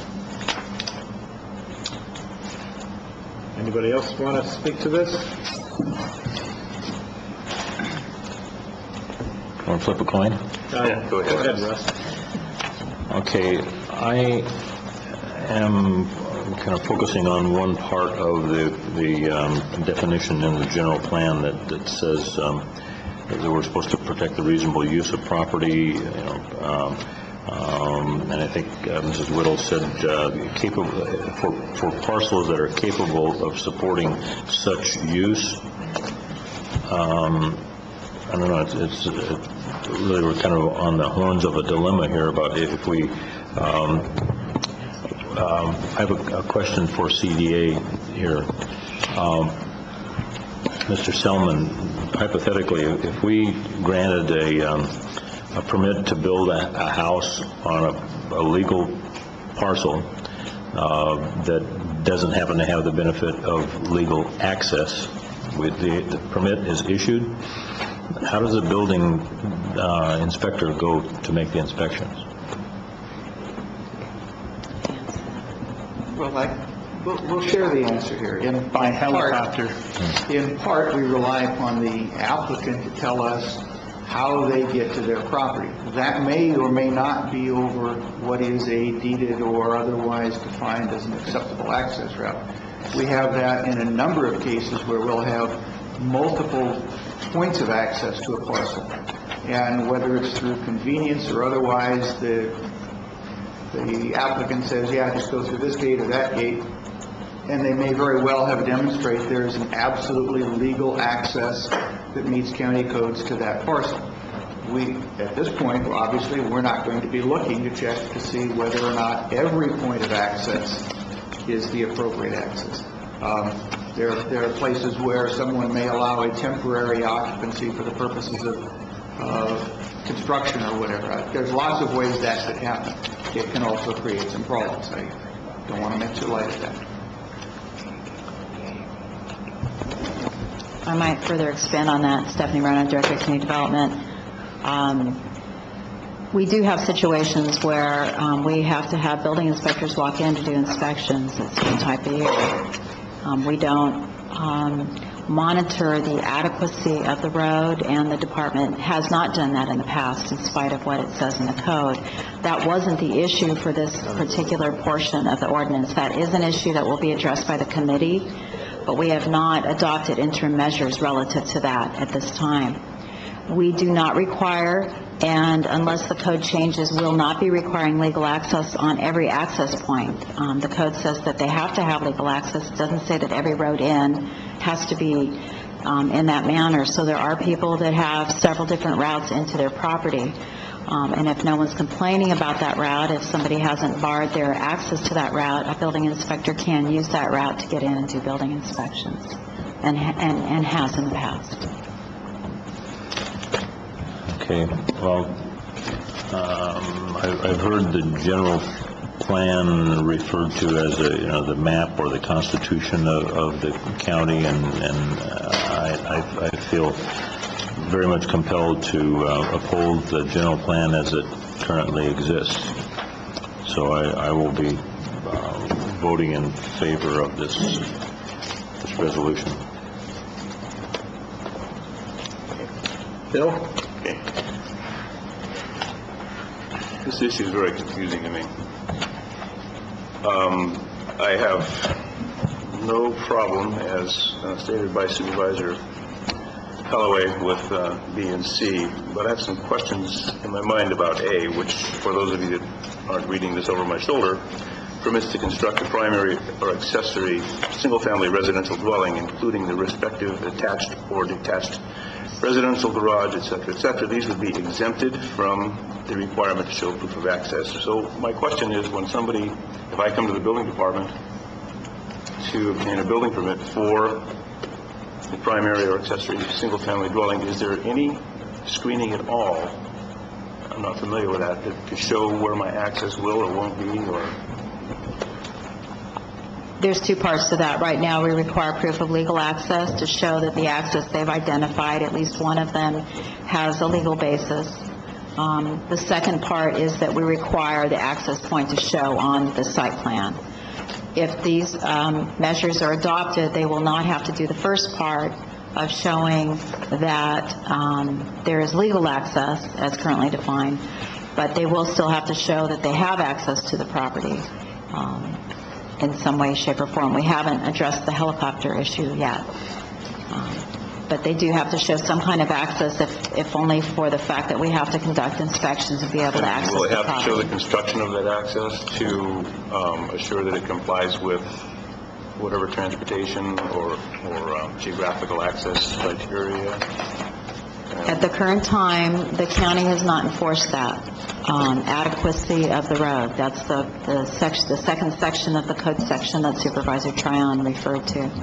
And the interim measures do not address that. We're asking the committee to address that. In other words, people have consistently pulled building permits in the county on dirt roads or gravel roads. We haven't made them widened roads to CAL FIRE standards. That's been one of the other issues that is lurking out there that needs to be addressed by the committee. So Is it the intent of the agency to use this committee and staff to better define those issues? Yes, it is. Hopeful that we will come up with a recommendation. The best way that I can describe what we're doing with the interim resolution or the interim measures is that we are providing a legal method for status quo of how we've been doing business for quite some time, and that the committee will take a look at how to transition to a new way of doing business per county code, if it's existing code or if it's changes to code. But basically, this is a transition time for the agency to move to a different way of doing business, and we're asking for the committee to review and make recommendations to the board and to allow us to process single-family residences and the other things that are on the list in the interim until they come up with a final decision, a final recommendation. The board makes the decision. Well, it seems to me that, of course, this is a very hot emotional issue, has been for a better part of a year here. I hate to sound naive, but I would like to see this make more of a soft than a hard landing. And I'm really torn here, but I think that I would like to see some area of compromise rather than slam the door in the face of either side of this argument. And I'm hopeful that this committee will work with staff to come to that agreement. Not that everybody's going to be satisfied with it, but I'm willing to give it a shot, so I'll be supporting this. Steve, I have a... Yes, Marita? Sort of to piggyback on what the question Bill asked. I come in, I get my building permit because I can do it, I'm exempt, and then there's a fence there or a gate there, and somebody says you can't cross my property to build your house. It becomes a civil issue between the two property owners. So that gets back really to why I'm having trouble with this. I'm more than happy to make an amendment to this. We'll entertain amendments when the time comes for a motion. I'm not sure that we may need to separate one issue out for a separate vote anyway. I'll make my comments at this point. This is a somewhat different issue in each of our districts. I really do believe that some of the differences within the board are not entirely philosophical or ideological, but that each of us is experiencing this in different ways. My district, for instance, is out there in the far reaches of the county and has been less formal sometimes in its access arrangements. We have many different versions of that and many different types of disputes that are going on. It has been noted by Mr. Segala that we'd have to be geniuses as 5 people that come up with anything that could address all of the different circumstances in my district alone, let alone the other 4.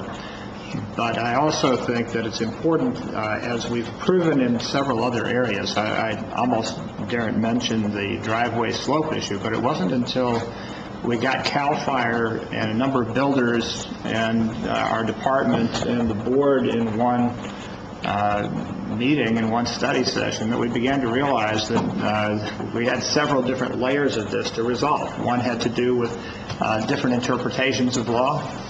Some of it had to do with actually conflicting state and local situations and code. And then we also had interpretations of where public safety, where it lay. When we got smart people into a room, they came up with things that the board had never even thought about. There were technical solutions that were acceptable to fire that were known by builders. And I think we began to move off of a rather, I guess, starkly laid positions without the nuance and depth of information required to make good public policy. This issue is infinitely, that was a more linear, that's a simple and by comparison to what we're dealing with now, and certainly given the history and interpretations to date, the legal access question is far from clear, although some say that one document should dictate over another. I think we've got enough confusion, if only in the interpretation, to warrant deeper thinking in the legal questions, even just those. But then when we get into the different classes of people, the different, and I don't mean class by economic strata, but the different circumstances that people find themselves in relation to legal access, there are so many different ones that need to be identified, and we have to have an answer for. And I think it makes plenty of sense to get people, and I look at this committee, and I'm quite grateful that it is geographically diverse, that it has a lot of different backgrounds and perspectives and politics and all manner of skills. My hope is that we'll take this time to look into options, not come into it with starkly drawn lines, but listen to one another and try to come up with creative solutions that do not have unnecessary economic harm. Attempt to reconcile, and I agree with Supervisor Tryon that there are some profound issues of property rights involved. But I believe these are property rights to be invoked on both sides of this issue. I'm finding a hard time reconciling them. I believe there's more than one property right being exercised. The one where you have went through all due process maybe 3 generations ago and established a legal parcel, people will invoke property rights to say that they have a right to build on that parcel. And for those that live in front of that parcel and bought places that didn't include a deed of easement for their further out neighbor to go through theirs, will invoke their property right to deny that person access. Then we land involved. Is there a tradition of people going through it on a prescriptive basis? I don't even begin to know all the different circumstances, but I can tell you that my office has been full of people with more kinds of issues than I could ever have imagined. And I suspect I haven't got halfway through it just yet. What I'm hoping is that without the din of dispute, public posture, television, and politics, that we can have a good group of citizens from a diverse set of backgrounds and skill sets examine this very carefully and timely. And that's why I'm supporting having a committee. I also supported, and I want to make clear why I support the idea of a sunset clause. I support it because I want this committee to finish timely. I do not want an open-ended experience where we say, go out and do something and come back to us when you feel like. To me, the sunset clause is a sort of Damocles hanging over this process, because the alternative, going back to what we've been doing, is so conflicted in nature and so onerous to all parties that my hope is it will provide the motivation to get it back by the end of this year. And I recognize how tough that is. I recognize how complex this is. But I also, from looking at this list, recognize that the people on it are folks who are capable of pulling this together. I want to make sure it happens without encumbering us with more conflict, which I think happens the longer we wait to resolve this, or the more truncated version we make of it. Those are the two dangers here. And my belief is that if they get on it right away, and if they move with due diligence, and if they listen to one another carefully, that they will find solutions that are not right now apparent to us on this date. So I'm not ready to do something in perpetuity, but I am ready to begin in earnest a process that takes the citizenry into full roles and comes back with some clear options for this board to make good policy on. So I will support this as well. Now, I also understand that we have 2 board members who have expressed some skepticism, or maybe 1.5, on the question of A, which is accessory dwellings and primary dwellings. So if somebody wishes to separate that out, I would be willing to Well, I don't know if we can separate it out because it's part of the one amendment. I just would like to, Well, I'm going to start, You can amend okay? the amendment. I'm going to start. All right. And y'all can do that. All right. I'd like to move the amendment to Title 17 with the following changes to C, A, 1704030, C, A. Exempt. Permit to construct accessory buildings to primary dwellings, such as a residential garage or barn, period. And then B, C, and D are fine. What I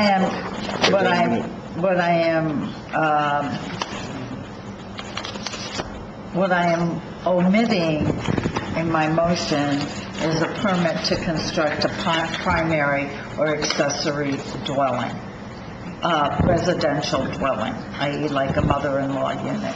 But if you have a house which has come up, it's been there, and someone wants to come in and build a garage, they can build a garage because that's,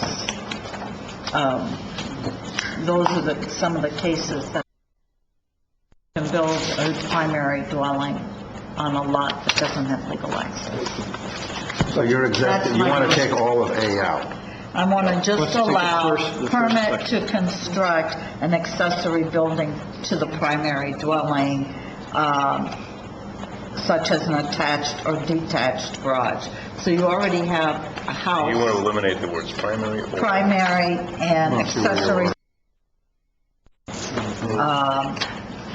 including the permits for septic to receive certificates of occupancy. So you don't want an accessory dwelling, even though there's a primary dwelling? Correct. That's a mother-in-law unit. But if you already have a house there and they want to do a remodel, they can do that. Okay, Uncle Joe's cottage. But if someone comes in and they want to do a remodel on a building, house that's already there, or repair, or replace it in case of fire, that's fine. It's the same with, we have that with the driveways. Okay, Marita, you're... So that's my motion. You're motivating your motion before getting a second, so let's see if we have one. Is there a second to this motion?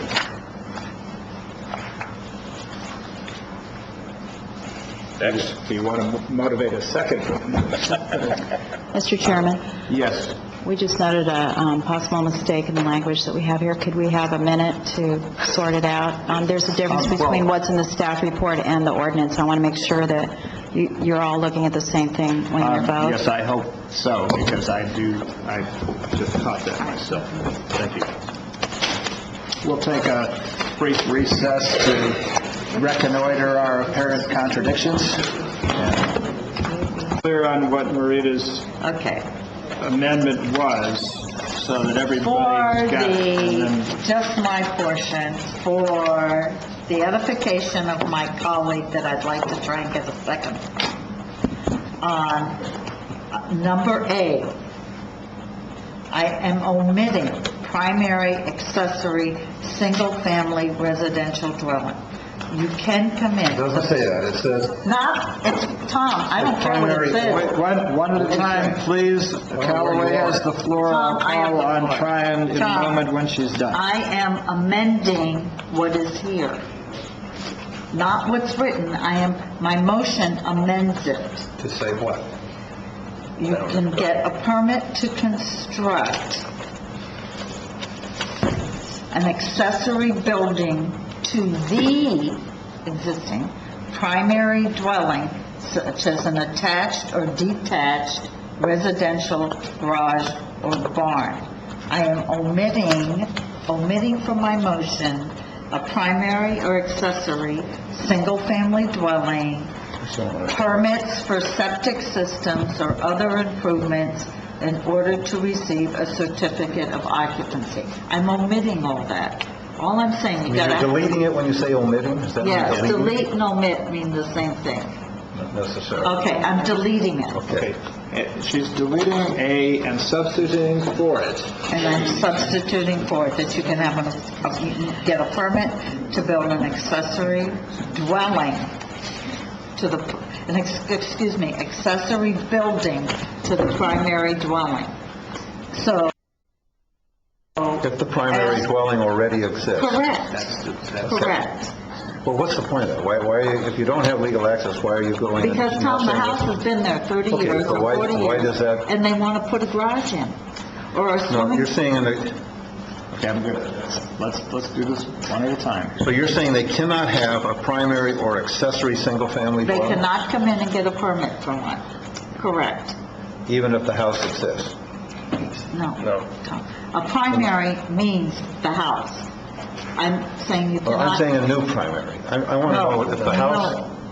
She's saying no to building a new primary dwelling, but yes to an accessory where a Next primary to already an exists. accessory building, not a dwelling. Okay, if you want to compromise, I'll second it, and then we can move on to 3-2 votes. I want to hear And then we what have staff has.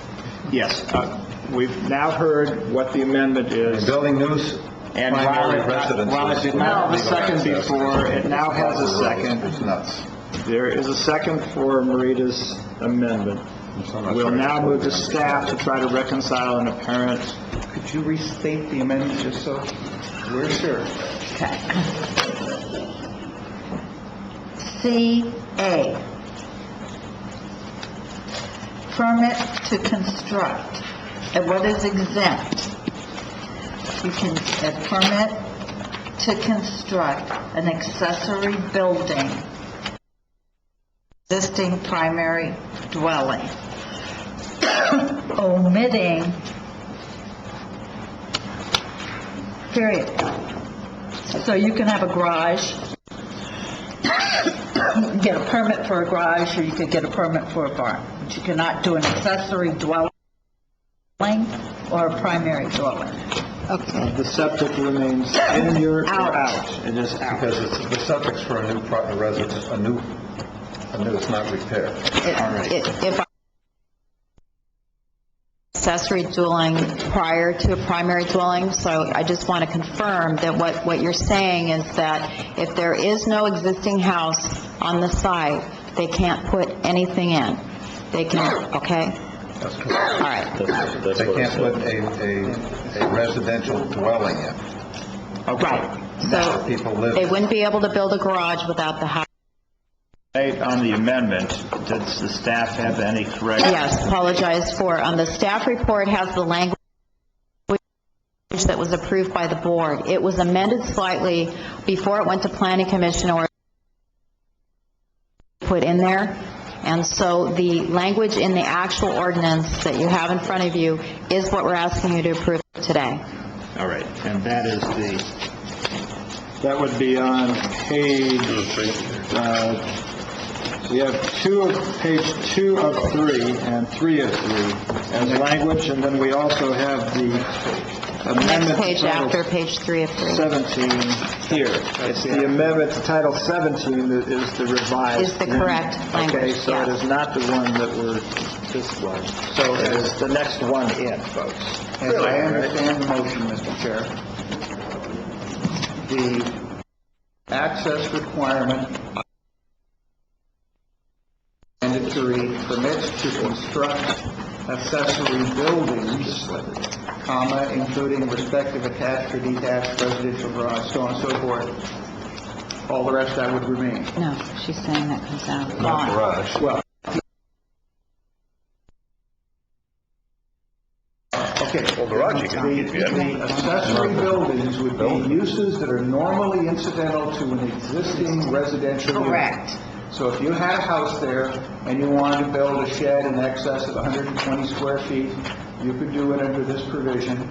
Garage, attached or detached. Attached or detached, doesn't matter, but you could not build a new dwelling. Correct. So this prohibits the dwelling. Correct. So the question on staff for the accessory dwelling, sometimes they might, if if there's already an existing house, they're pulling an accessory dwelling permit. Is that? Not Oh, we're not dwelling going permit. to. So they would not need a new septic. Okay. This would allow repairs. C and D is fine. Understands what's before us. This is. Are there comments on, there's now a motion and a second for that amendment, and are there other comments on it? Call for the question. Let's vote. Well, wait, let's make sure there aren't other comments. I believe there is at least one.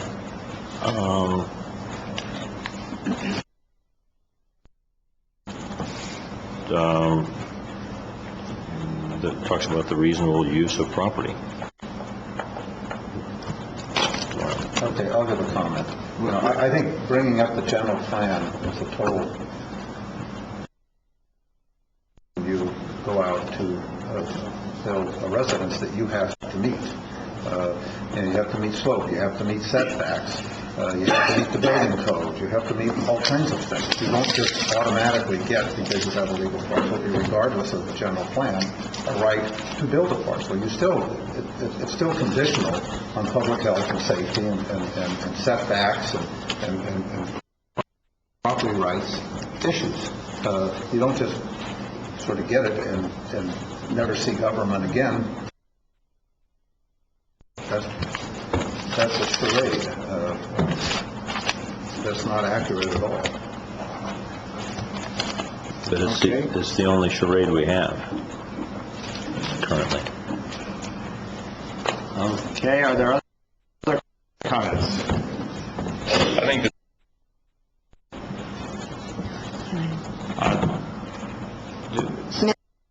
Mr. Chair, I just want to say that it's a substantial change, and in the past comments, because this is quite different than was originally proposed, and I just wanted to say we have received concerns on that before, and I didn't know if you wanted to take comments on this change. We're done with board comments. I will ask whether there are additional before.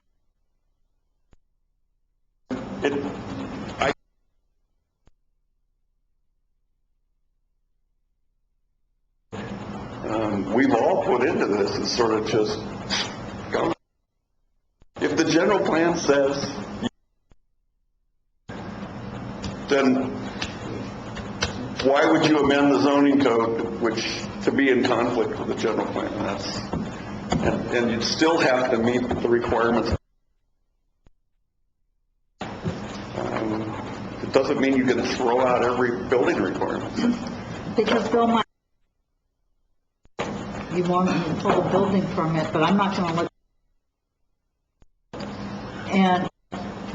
But if you already have a house there and you want to put in a garage, I'm saying that, no, that's fine. I get it, but that just puts us back where we were, and we're still in conflict. I mean, either just say that, outright. The general plan doesn't supposed to be the constitution of the county, and we'll all fend for ourselves, and the guys with the biggest guns win. That would take us back a ways. Yeah. Other comments? Nancy Will's right about the general plan. It's almost like if you own a legal parcel, and also it's kind of in harmony of the U.S. You pass this,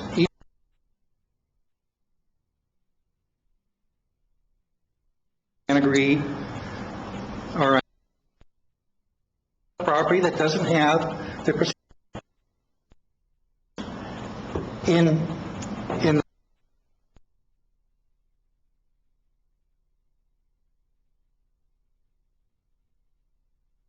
those that are denied a building permit can't have very much value. So what do they sell for? And what are they worth? What would they praise them for?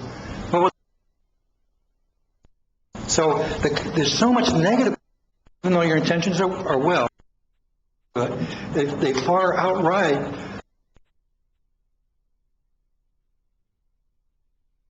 say you don't have the right to cross my property. my property Okay, right. let me go over I probably wasn't clear. There's 4 kinds of easements. The first is your deeded surveyed easement. This is the most preferred. Everybody wants that. And all your subdivisions are all is deeded easement, but not surveyed. Okay, easement over the existing road, wherever that is.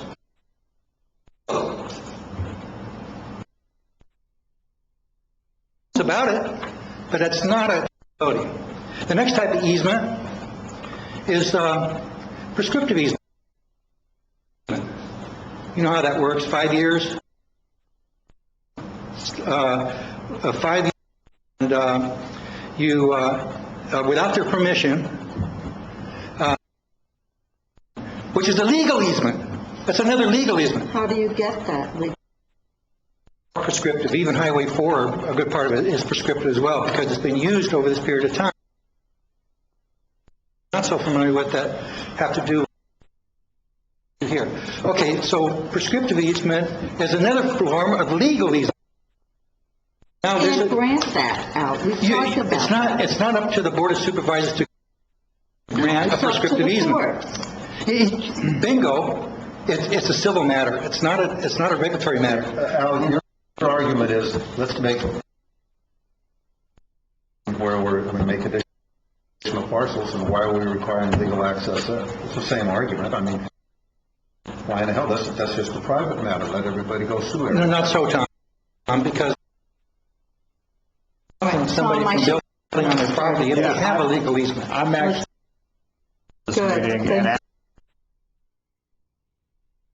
remarks. The last type of easement, which is legal, be your attorney on all this stuff.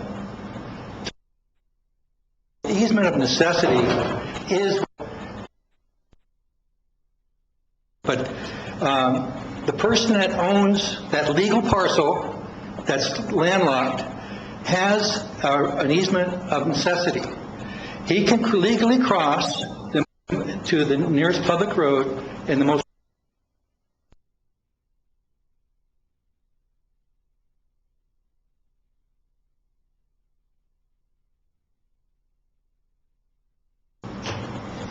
anyway, don't. Other comments? Don't come on. No. Situation. I agree with what Al. I don't know why the county wants to get into the position of being the arbiter of what legal access is. That has been the court's jurisdiction, and they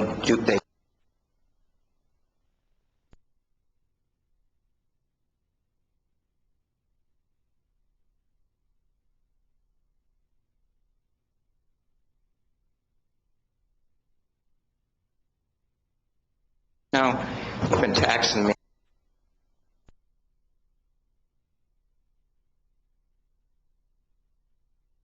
And then the next, it happens when the first realtor tries to get to that one to sell it.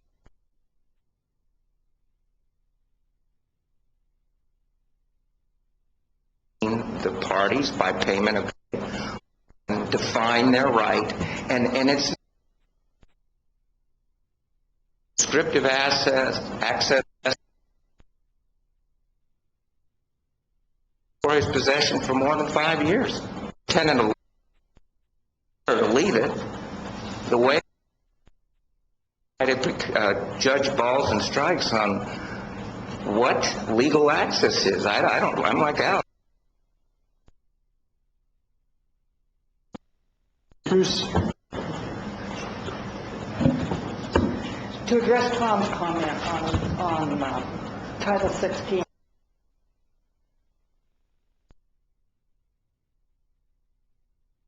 whatever legal access is, I don't know, but you've got to prove it to the county. Legally created parcels, which specifically said they recognized that there were previously created place give a permit to a single-family residence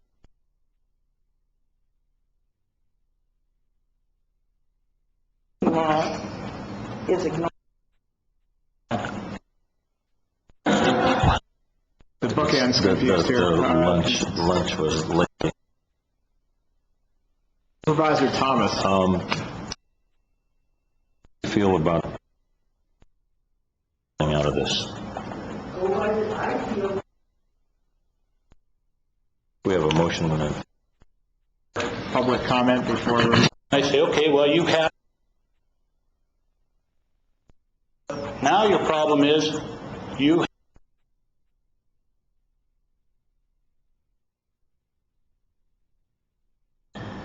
to meet county standards.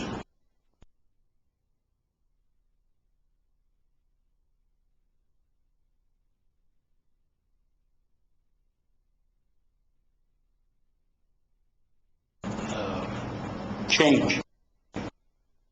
Any other members? There's a...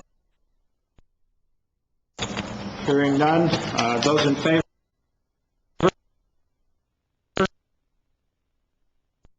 No. On. Okay, Mr. Chairman, I'm prepared. Wait a minute. Because I want to hear. Does not recognize. Thanks.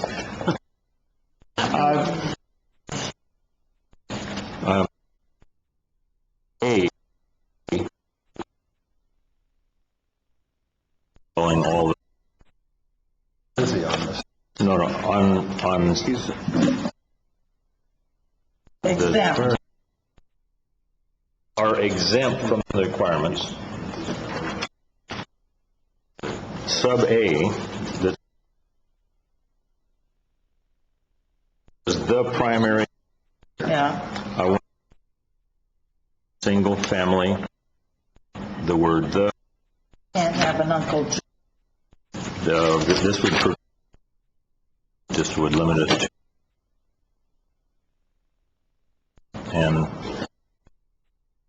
yada yada and the Is it your intent existing primary on a be for the purpose plan that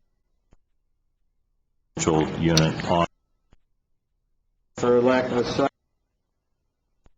This is Too late now.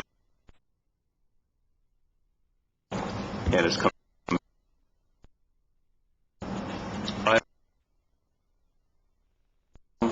For a couple of you will have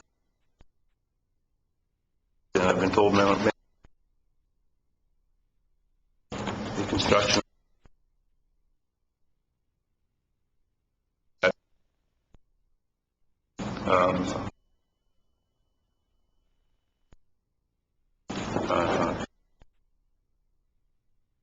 I do support this. See, if the board, if they choose to, I don't see these board to play this out. The fact that the planning commission has already approved. They want Sense of urgency with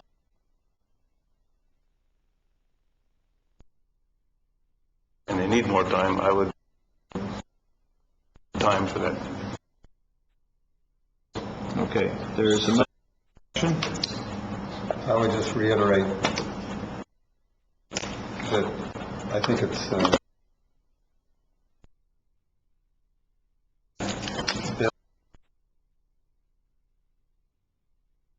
I don't think that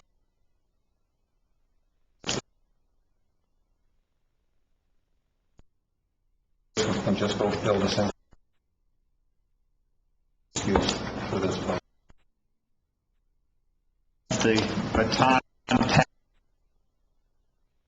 God help, good luck, but work hard and be creative at the end of the year. This is the introduction of the ordinance.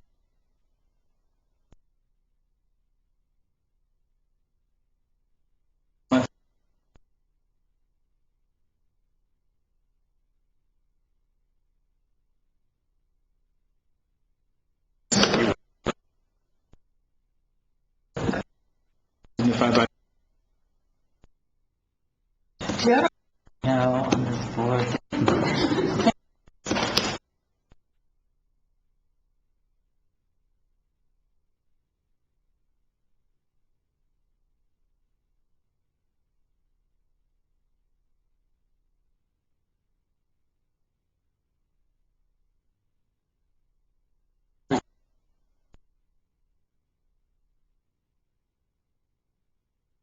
Driving.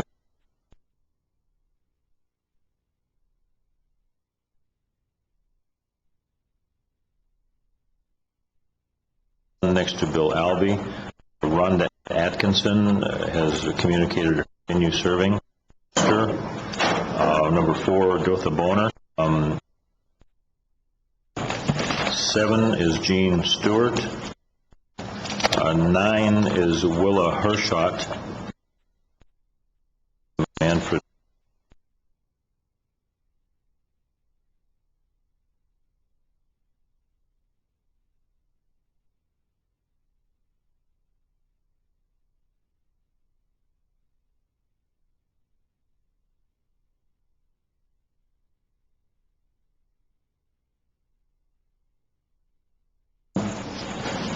Supervisor Cal had the conference in Sacramento last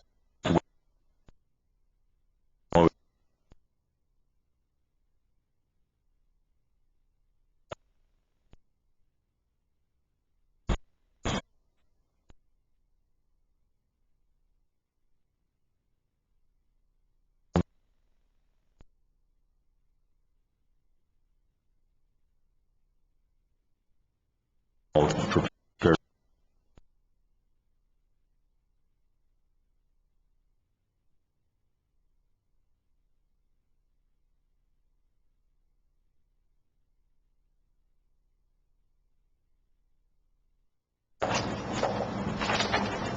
Board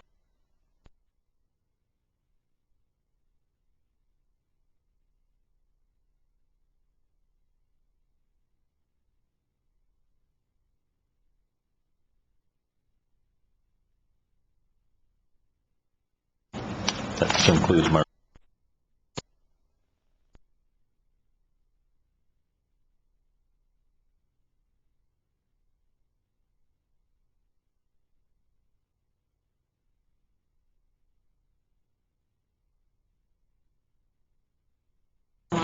Some of this, I mean, this year.